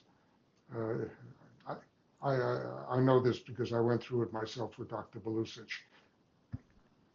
So I'm sorry, which scan does it jump out with? MRI primarily first, and secondarily with an ultrasound. MRI most. So the So this is a standard multi-parametric MRI that they do for prostates, or is this the kind that they do for livers? No. Yes. This is the. Yes. Okay. Yeah. And even in that one, it would be clear that it's metastatic, even though it'd be clear how so. It would be right? clearly diagnosed with an MRI. Yes, that's what they use to rule out metastatic disease and rule in something more benign. Because of the size, the shape. I'm kidding. The whole thing. There's a whole bunch of criteria what they read into. Okay. Thanks, Jack. Yeah. So here's my take, Al. Liver mets are scary. That's not where prostate cancer usually goes. It takes a lot to colonize the liver. It's not just a long trip. It takes a lot to take up residence in the liver, and a cancer that can do that is pretty respectable. My concern is that at the end of your long road of treatments, that you may, like Mark, be starting to develop treatment emergent neuroendocrine prostate cancer. And so one way that they could find this out is by giving you, as we discussed in the email, 2 scans, a PSMA PET scan, but also an FDG PET scan. Now I know that the PSMA scan was required by the trial, which also said that if you have liver mets, you're not eligible, which is presumably what their objection is. But you had said in the email that you'd also had an FDG PET. Is that correct? Oh, you're muted, Al, and I'm dying to hear what you have to say. Yes, I had the second scan as well. And no radiologist has compared the two? Well, I assume they did because, you know, they submitted all that information to the trial sponsor to look at, and that's where this issue came up, is when they were going through all the scans. Well, and there was a bone scan also. They did a third scan, plus a whole bunch of blood work, and they came back that there was some issue that they were going to reject me. So anyway, that has happened now. I'm officially rejected, and that's why I started chemo again, so I could have. I mean, everybody pretty agreed that I couldn't let this thing just go on. So I've had another chemo treatment, which actually was fairly successful, and I'm kind of waiting for whether or not that I still have some recourse with them. At this point, all my scans are now out of date. I was supposed to have my first treatment today, and so that obviously didn't happen. Well, I mean, you want your doctors reading these scans. It's very important to know whether you have something that shows up positive on the FDG scan that's not showing up positive on the PSMA. One thing it will tell you is where to do the liver biopsy. I mean, going beyond what Jack said, we don't. It's not enough to know that it's metastatic, though that's helpful. We want to know what kind of metastasis it is, whether it's the usual prostate cancer metastasis or whether it's neuroendocrine. One scary thing is that when people transition to neuroendocrine doesn't produce much PSA. So even though their PSA goes down, which seems like a good thing, um, it's not a good sign because it means more of the cancer has become neuroendocrine. You, on the other hand, have no symptoms. I mean, the other side of this coin is the PSA goes down, but clinical symptoms get worse, and yours haven't. So I'm going on too long about this. What I Well, I think, well, I'm sorry, let me just yeah cut in. yeah I think maybe I need to go back to and have them do another PSMA PET because uh, I'd like to have it done by a reputable institution rather than this clinic and have them figure it out. I mean, if in fact I do have a liver met that needs to be dealt with, I think I need to have deal with it. I mean, the trial doctors didn't seem to think it was any big deal at all. That there was, I mean, if he thought for a second there could be liver cancer, I think he would have, hopefully would have been all over it. Anyway, I really appreciate your thoughts on this. So I mean, I will lay it to rest after I say it. Once Sure. again, you want the FDG, the vanilla PET scan, and a radiologist, a nuclear medicine doctor compare them and see if the FDG lights up and the PSMA scan does not. That's a bad sign. It suggests that your disease is changing. And that would be if there's a spot that's positive on FDG and not positive on PSMA, that's where you're going to want to take the biopsy. I see. From what I gather from the conversations back and forth, that was not exactly the issue, but I don't know. But this is a whole level of knowledge that I didn't have, so I really appreciate this. Len, you have a comment? Well, it's remote, but is there any chance, Al, that you were excluded from this trial because of your performance status? Sometimes the performance status, they want 0 to 1, which is pretty tight. Sometimes they'll go 0 to 2, but I don't know what is performance status. it's your basic state of health. You know, like comorbidities. Do you have at least 6 months to live? Things like that. But then they wouldn't have given him the scan. They would have just said next.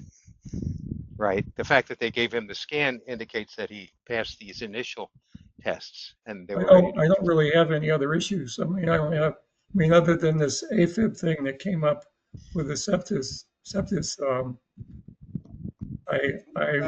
I'm pretty healthy. Okay. Yeah, but that's not exactly right, Al, because there is an exclusion in the trial if you have a ureter blockage.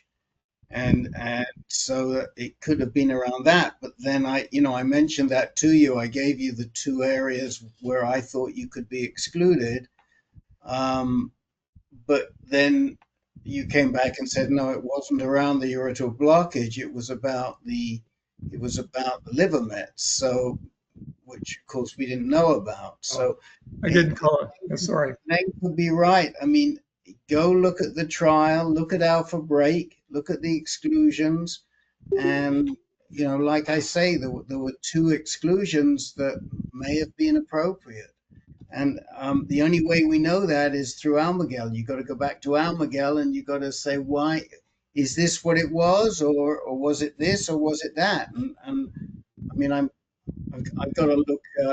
I've got to look at what those are. I know I just wrote them to you. Hold on a minute, and I'll tell you again. But I did put them in that. I did put them in that email yesterday. Yeah, I have the email. So Rick and I have somewhat different concerns. I'm concerned that you get diagnosed for possible neuroendocrine because that means you have to ask quickly.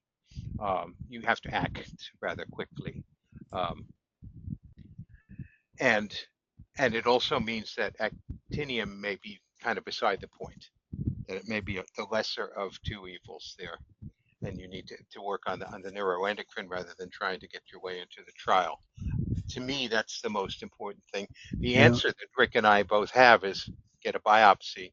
I say get it in the right place by looking at the FDG scan as well as the PET. Right. No, Ben, I agree with you.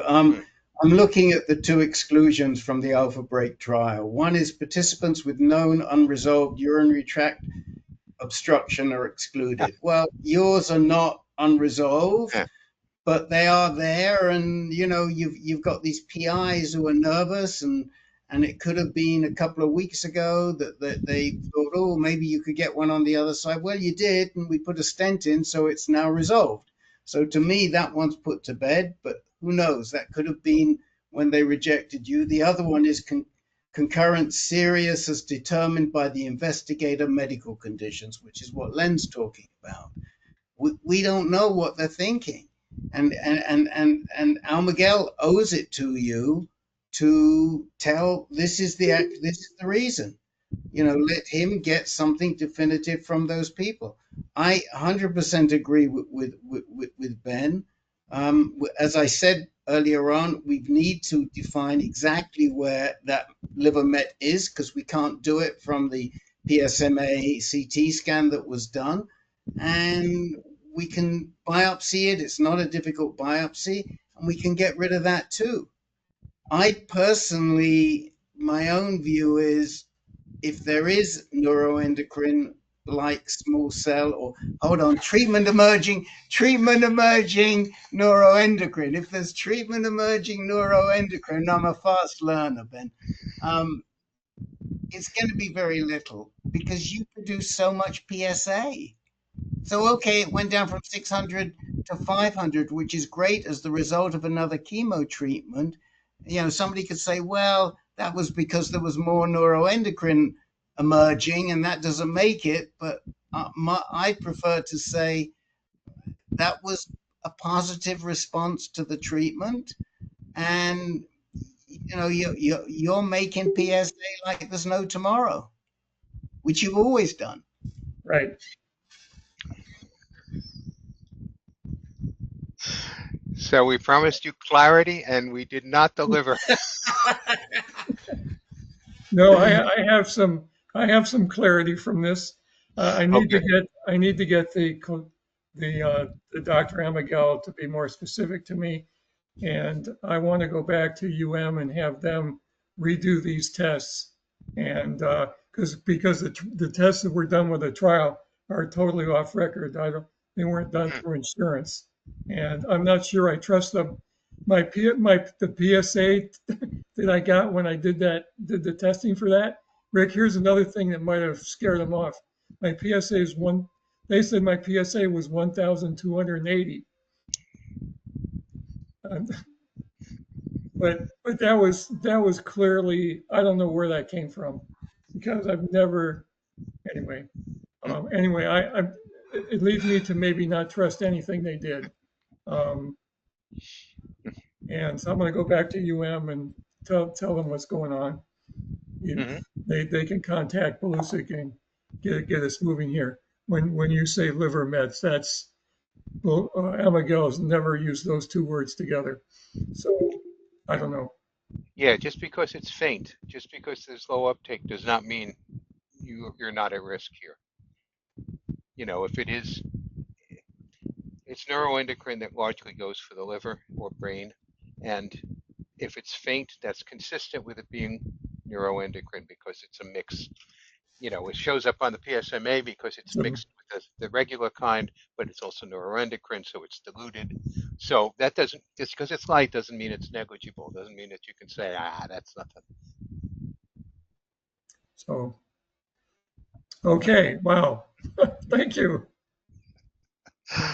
And of course, we're always available for discussions or emails if questions come Well, up. there's going to be some follow up on this for sure.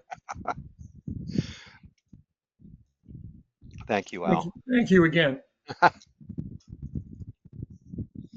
Steve Lodge, what say you?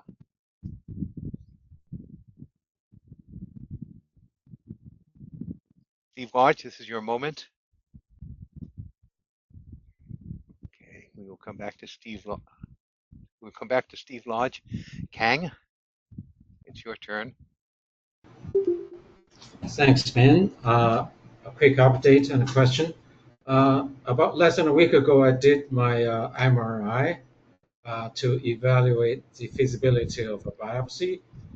Before I report the results of the MRI, what led to our MRI was the June, about a month ago, the PSMA PET-CT.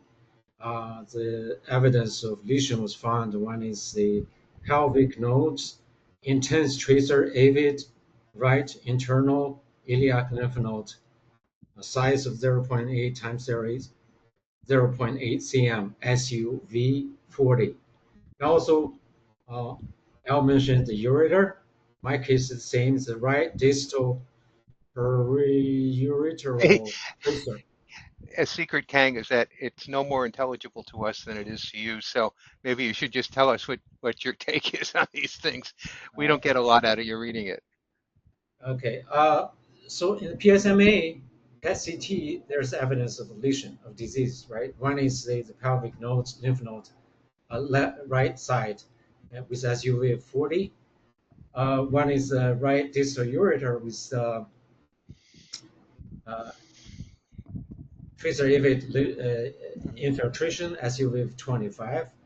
But with the MRI, the reading report is no soft tissue mass. A bone, there's no suspicious lesion, no enlarged right pelvic lymph node. So in the PSMA, there's evidence. In MRI, there's no I don't know how to interpret it. Can I understand it as there's no evidence or there's nothing they can do, whether it be a biopsy of the lymph nodes or it's just I kind of get stuck there. I don't know what to expect next. So what does your doctor say? Well, next time I meet my doctor is a month from now, which is the end of August. I think I should try to push earlier visiting before that, so to get an idea about what do I suppose to prepare myself for. Yeah, I mean, I suppose you could put a note in the portal saying you're disturbed by the MRI results, and at least someone in his office will look over them, and in a good case will alert him if there's anything to be concerned about, if your appointment should in fact be moved up. Was the PSMA PET-CT the evidence of lesion? The lymph node with ICUV of 40. Is that enough for warrant a treatment of any kind? Anyone have a comment?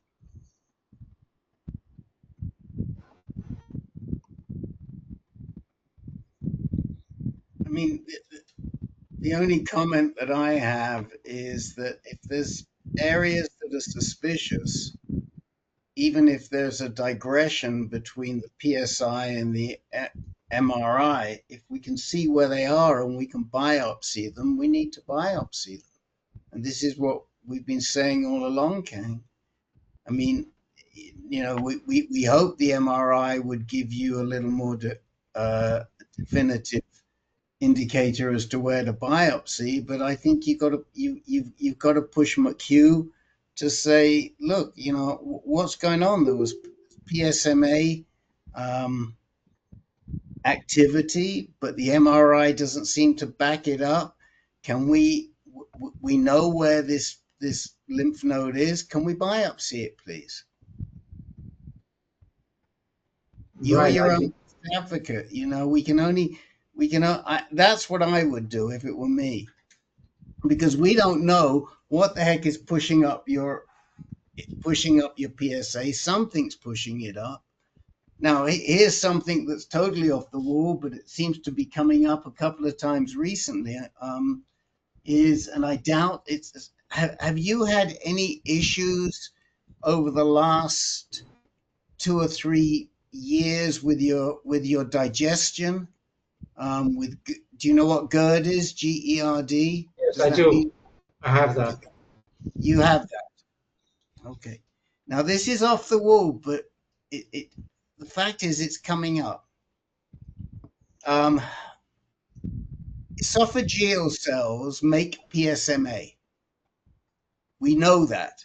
And that's the reason why when you get Pluvicto, you have to be really concerned about your swallowing and your throat, and it can affect. What I never knew until just recently is that esophageal cells also produce PSA as well as PSMA. And somebody in one of our other groups has an incidence of their father-in-law having very high PSA on the diagnosis of esophageal cancer, has no prostate cancer issues at all. Last week in our AS group, we had a man who had done a PSMA scan and shown a lesion, a PSMA lesion in his pelvis, in his sacrum, He also showed PSMA activity in the prostate. They biopsied the prostate. They saw nothing. And then it turned out, he told us he had horrible indigestion and he'd had GERD forever and a day, and they'd done an endoscopy and they'd seen irritation, but they hadn't biopsied it. We said, well, go back and get a biopsy of what's going on in your esophagus. And it's possible in your situation that maybe you've got something on in the esophagus. And you might want to raise that with Dr. McHugh. It's the other end. I get it. He's not going to be able to look for it. But if you've been living with GERD and indigestion issues, maybe there's something going on that could be related to your esophagus, because we can't find anything with your prostate. Are there other papers of which you just mentioned that I can arm myself to? I don't know. I haven't done the research. I don't know. It's probably just the answer is there are papers, because Alexa Jett, our Alexa, when she was on one of these CDMRP committees for rare diseases, did some research on esophageal cancer, and she's aware of it. But Dr. McHugh is going to be aware of it. And I don't know if there's papers or not, but go look. I haven't found anything. I haven't seen it, but I'm working on what I was told by Alexa, who has done research on it, by this fella who in our AS group last week, who certainly got issues going on with his esophagus, and they didn't test it. We directed him to a guy who's on to a GI doc who's on the board of AnCan, which is the Esophageal Cancer Action Network. And I don't know, but I'm stretching, and it sounds crazy, but we don't know what's going on with you. So you've got to uncover every stone. Should I go ahead and just do an endoscopy of the esophageal scan? Got to discuss. You don't go ahead and do it. You've got to discuss this with your doctors. Okay. All right, you got to discuss it. And if the doctors think that, yes, you've got symptoms that might be associated with esophageal cancer, and esophageal cancer we know makes PSA, and so this could explain why we can't find anything, but you have other symptoms related to esophageal, Oh, then it's the GERD. I think it's the GERD. But do you think he will, when I bring it up, do you think it will ring his bell? Like if there's no other? Kang, I don't have a crystal ball, Kang. I can only put on in front of you avenues to look at. And this turns out to be an avenue to look at that we never really encountered before. But there are three situations that have come up in the last week: yours, this other fellow's, and a third situation where maybe esophageal cancer might be an explanation. Dr. John, do you have anything to say on this one? Any thoughts? Well, I'm madly looking at the literature while you're talking because it came as a surprise to me, and I am finding esophageal findings on PSMA, gallium scans, things like that. I just sent you something. Yeah. It's something that is very interesting, and I would have to look into it more because it's new to me. Rick, you are what you said make a lot of sense to me because my original diagnosis with the prostate cancer was because of the GERD. I was losing weight because of the GERD, and then it led to the discovery of the disease. And with the treatment, it was detectable for about 2 and 3 years, close to 3 years. And then when the PSA started growing up, the GERD started at the same time. So I never thought about it. Then that's probably true. I should discuss the experience with Dr. McHugh. I see what he Look, has to say. Derek's father-in-law had a PSA level of 80 and no sign of prostate cancer, but he had esophageal cancer. So I don't know, but your case is really a puzzle to all of us. We don't know where the cancer's coming from. I would look at the esophageal aspect and discuss that with Dr. McHugh. Let him refer you to a good GI doc at Memorial Sloan Kettering. There are plenty of good ones there. So let him refer you to somebody who handles esophageal. They've got people who can do that GI endoscopy very easily, and push him to get a biopsy on that lymph node. I'll push on that. With the MRI, nothing in MRI, how could he do anything? That was my question. Actually, Say that again. Without any finding from the MRI, just performed. I don't know. I mean, to be honest, I've got to see we have to see the MRI, and really, we're not people you should be asking. Your doc, you should be asking your doc. I mean, we can help you, but it's hard. You've got to push your doc on this issue. If there's really, it's exactly what Ben said to you. Put a note. First thing that it comes in, put a note. That's the first thing to do. The second thing you can ask us. Okay. But we're not docs, and we don't know. And just because you have a high density reading, whatever they call it, what do they call it? Not PIRADS. What's the word I'm looking for? For density, I don't. Maybe Jack knows. Intensity. The scale that SUV. SUV. Okay. Thank you. SUV. SUV max. Right. So I don't know enough about SUV maxes. In my opinion, is not worthwhile on SUV maxes. But these are things that you got to pursue with your doc, why is the SUV max so high? And what's the relationship of that SUV max to the pelvic node that showed up on the PSMA? All that should go straight into as soon as you see it, when they share it with you, bang, right in there, and put them on the spot to answer you. Right, Ben? They're your guys. I mean, MRI reading is not for amateurs. That's way above all of our pay grades combined. So, yeah, it sounds like Rick has given you a great plan. I mean, I hope you agree because that's all we got.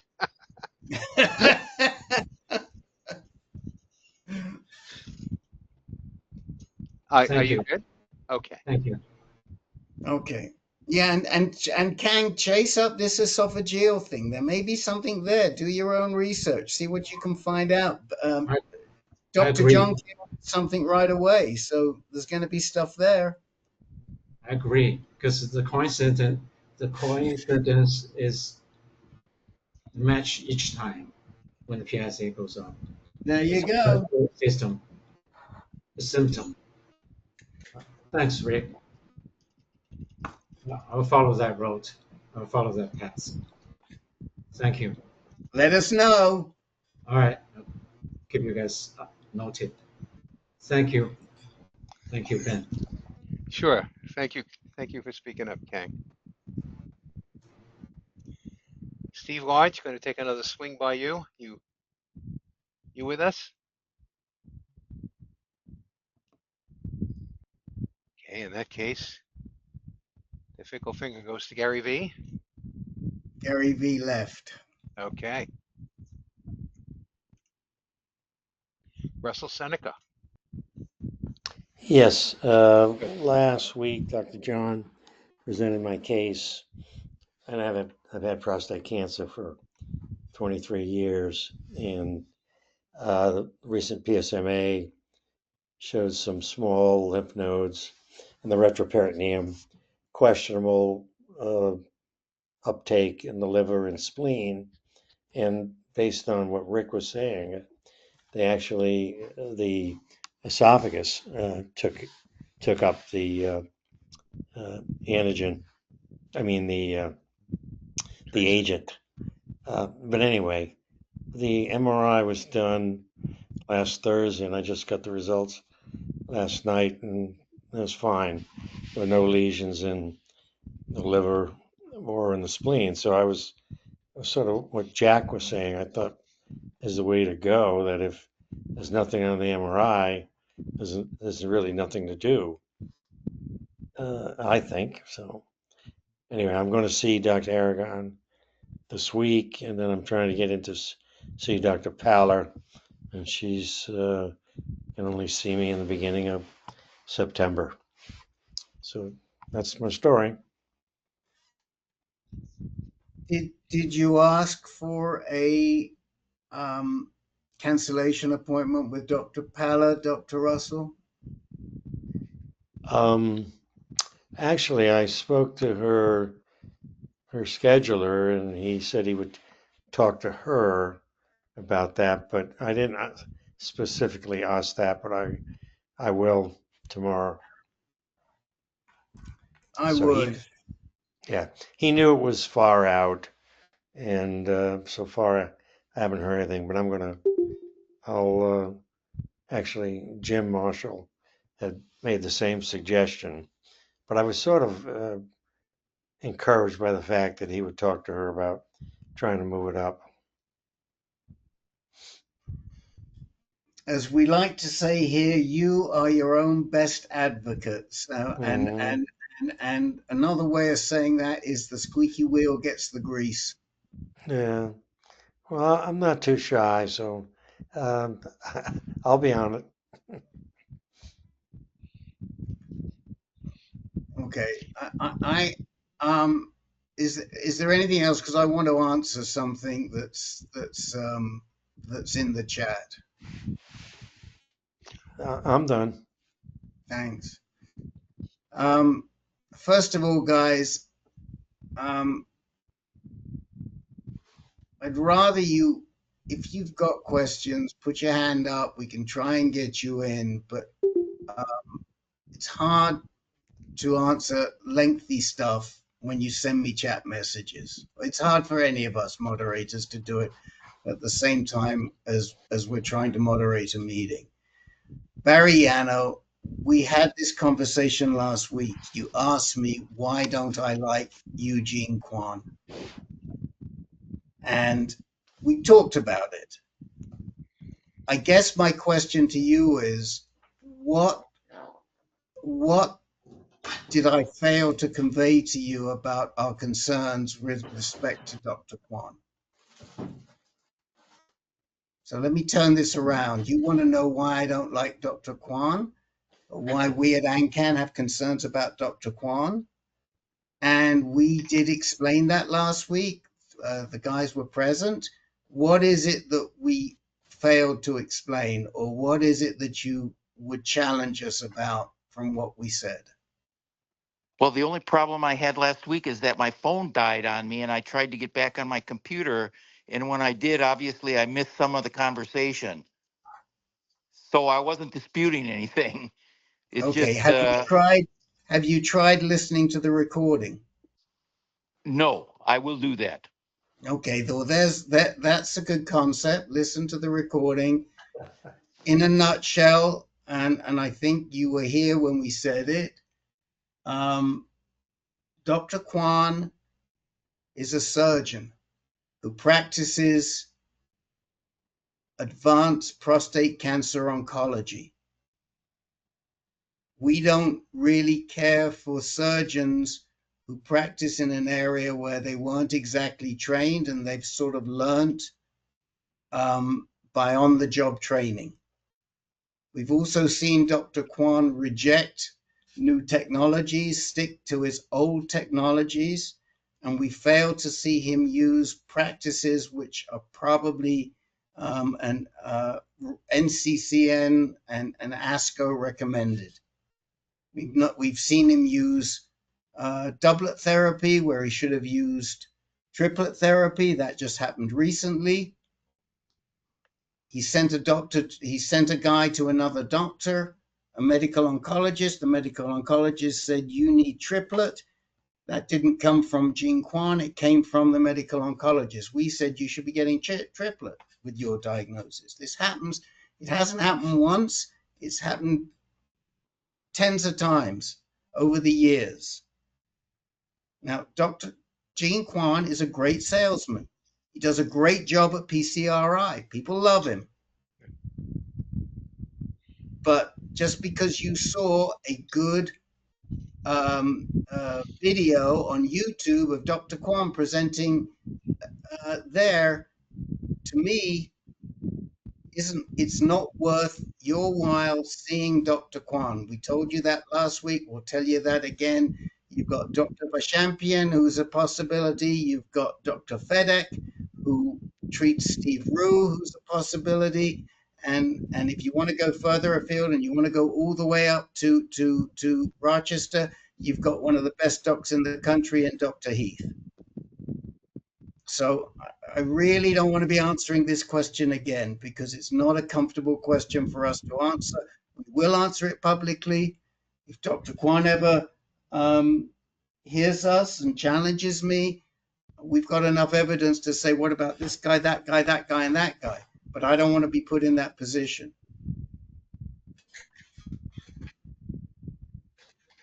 Well, that's why I typed the message. I was thinking that it might be sensitive and didn't want to bring it out.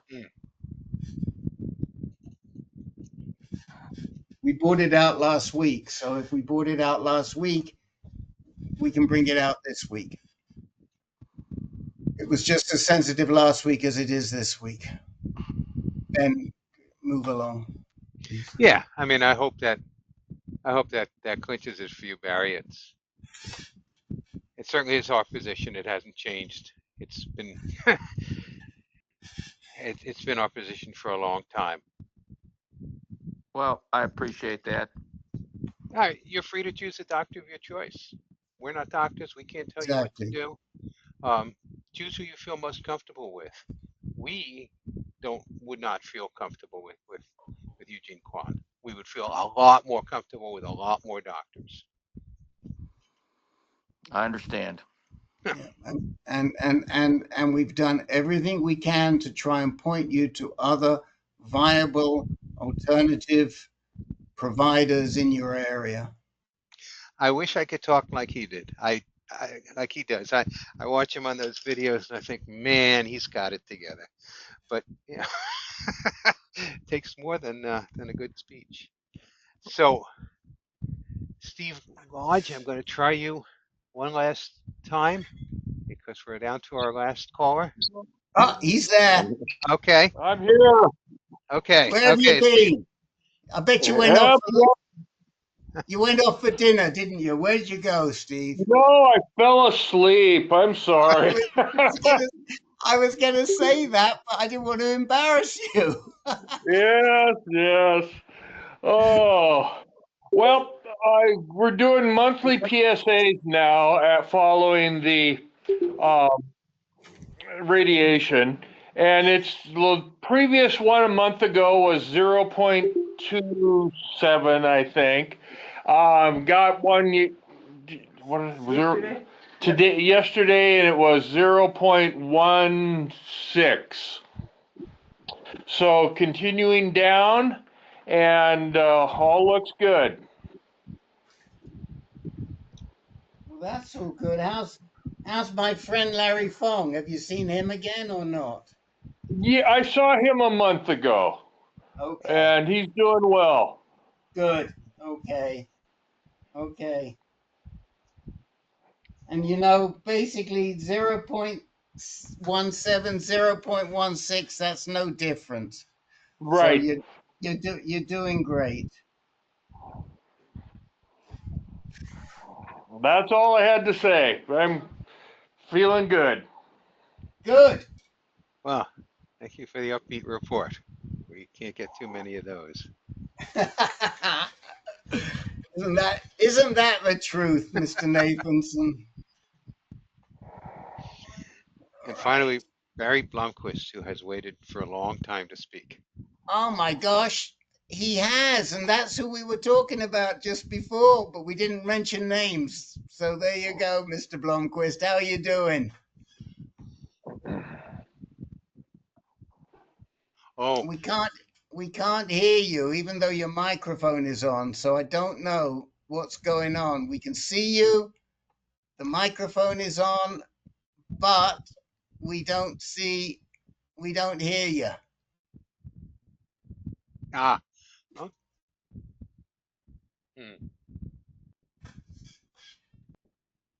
Is the right microphone selected? We can see you. We can see your mouth moving, but we can't hear you. Maybe you were trying to chip in and say something about Dr. Kwan. I don't know. But you have to. Are we calling in the tech expert, your technical advisor here? Oh, you never stick a finger up in a prostate cancer meeting. We all get scared.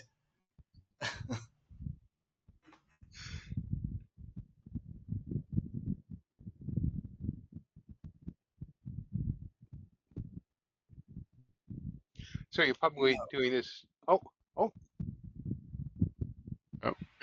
Yeah, I think you're in. Nope, spoke too soon. Oh, it's intermittent. It's coming in intermittent. Don't know what's going on. Oh. I think either you can call in or come back next week and we'll give you priority, or I don't know what to do. What are you thinking, Jim Marshall? Well, I don't know if he's off or he's still on. I don't see him. Yeah, he just left, but maybe he's trying again. Well, maybe he's trying to get back in. I was going to suggest to go up to the little wheel up in the right-hand corner Yeah. and click that, and you can choose which are the microphones and the speakers. That's what I was hoping Right. he would do. Yes, I like that suggestion. I should have jumped in sooner. Yeah.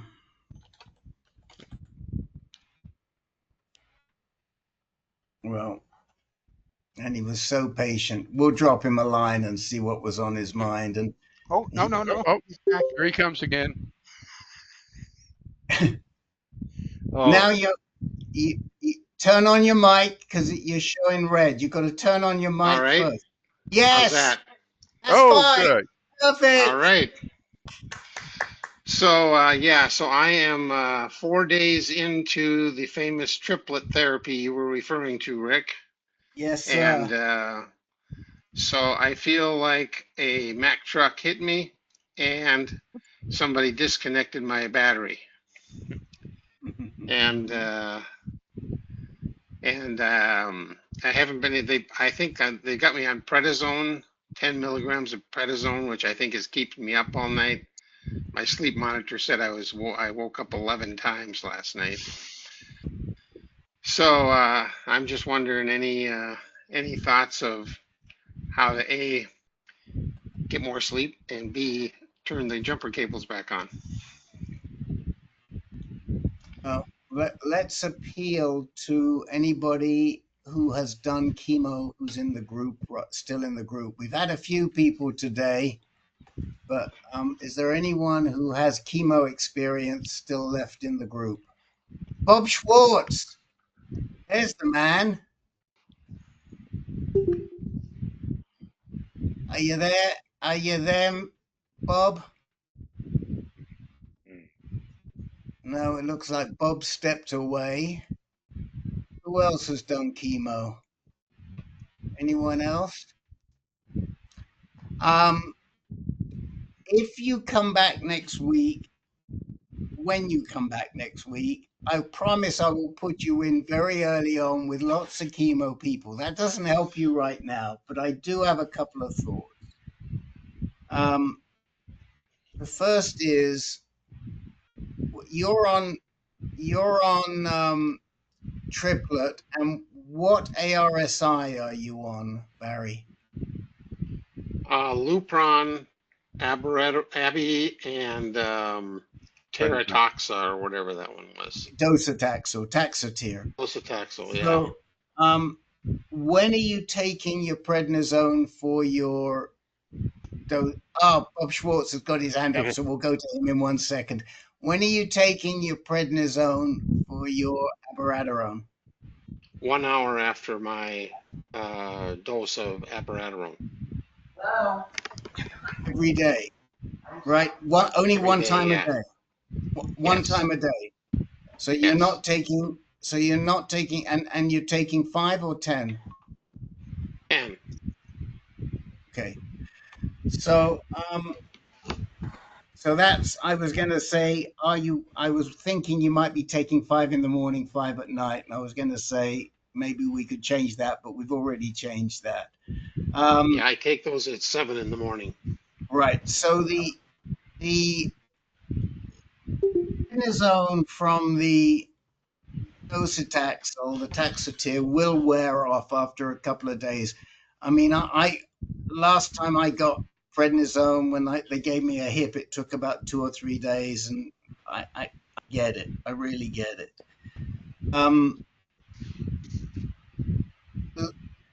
Bob Schwartz, give us the benefit of some of your wisdom on how to get decent sleep. I apologize. I had a bladder break. I feel like I was in the military again. Got caught with my pants down. Captain Jim will understand that, I think. No, John G has said it a lot. He's on there right now, and other ones have said it. You have to push yourself to work out, because if you sleep too much during the day, it's going to be miserable at night. Believe me, it is very miserable. You have to push yourself. Even though it feels like a mad truck, you'll do yourself more benefit by doing some type of exercise. Walking was sometimes the only thing I could do, but make sure you get something in, and talk to your doc. Your doc might be able to prescribe something that might help you sleep better. I try to avoid as much as possible. If there's something there that helps you sleep, sleep is important. It is. And let me tell you something. You're going to get through this. It is like hell, I'll be honest with you, but you will get through this and you'll start feeling better. You just got to get through it. And the best thing, baby, once you get through it, you'll be able to tell all the guys. And I'll tell you what meant a lot to me that I never thought I'd be able to do. And I saw the jubilation through the crowd when I was there at the docks, is when you finally get to ring that bell. I never saw myself ringing it. I wasn't even going to ring it that day. And they said, no, go ahead. You earned it.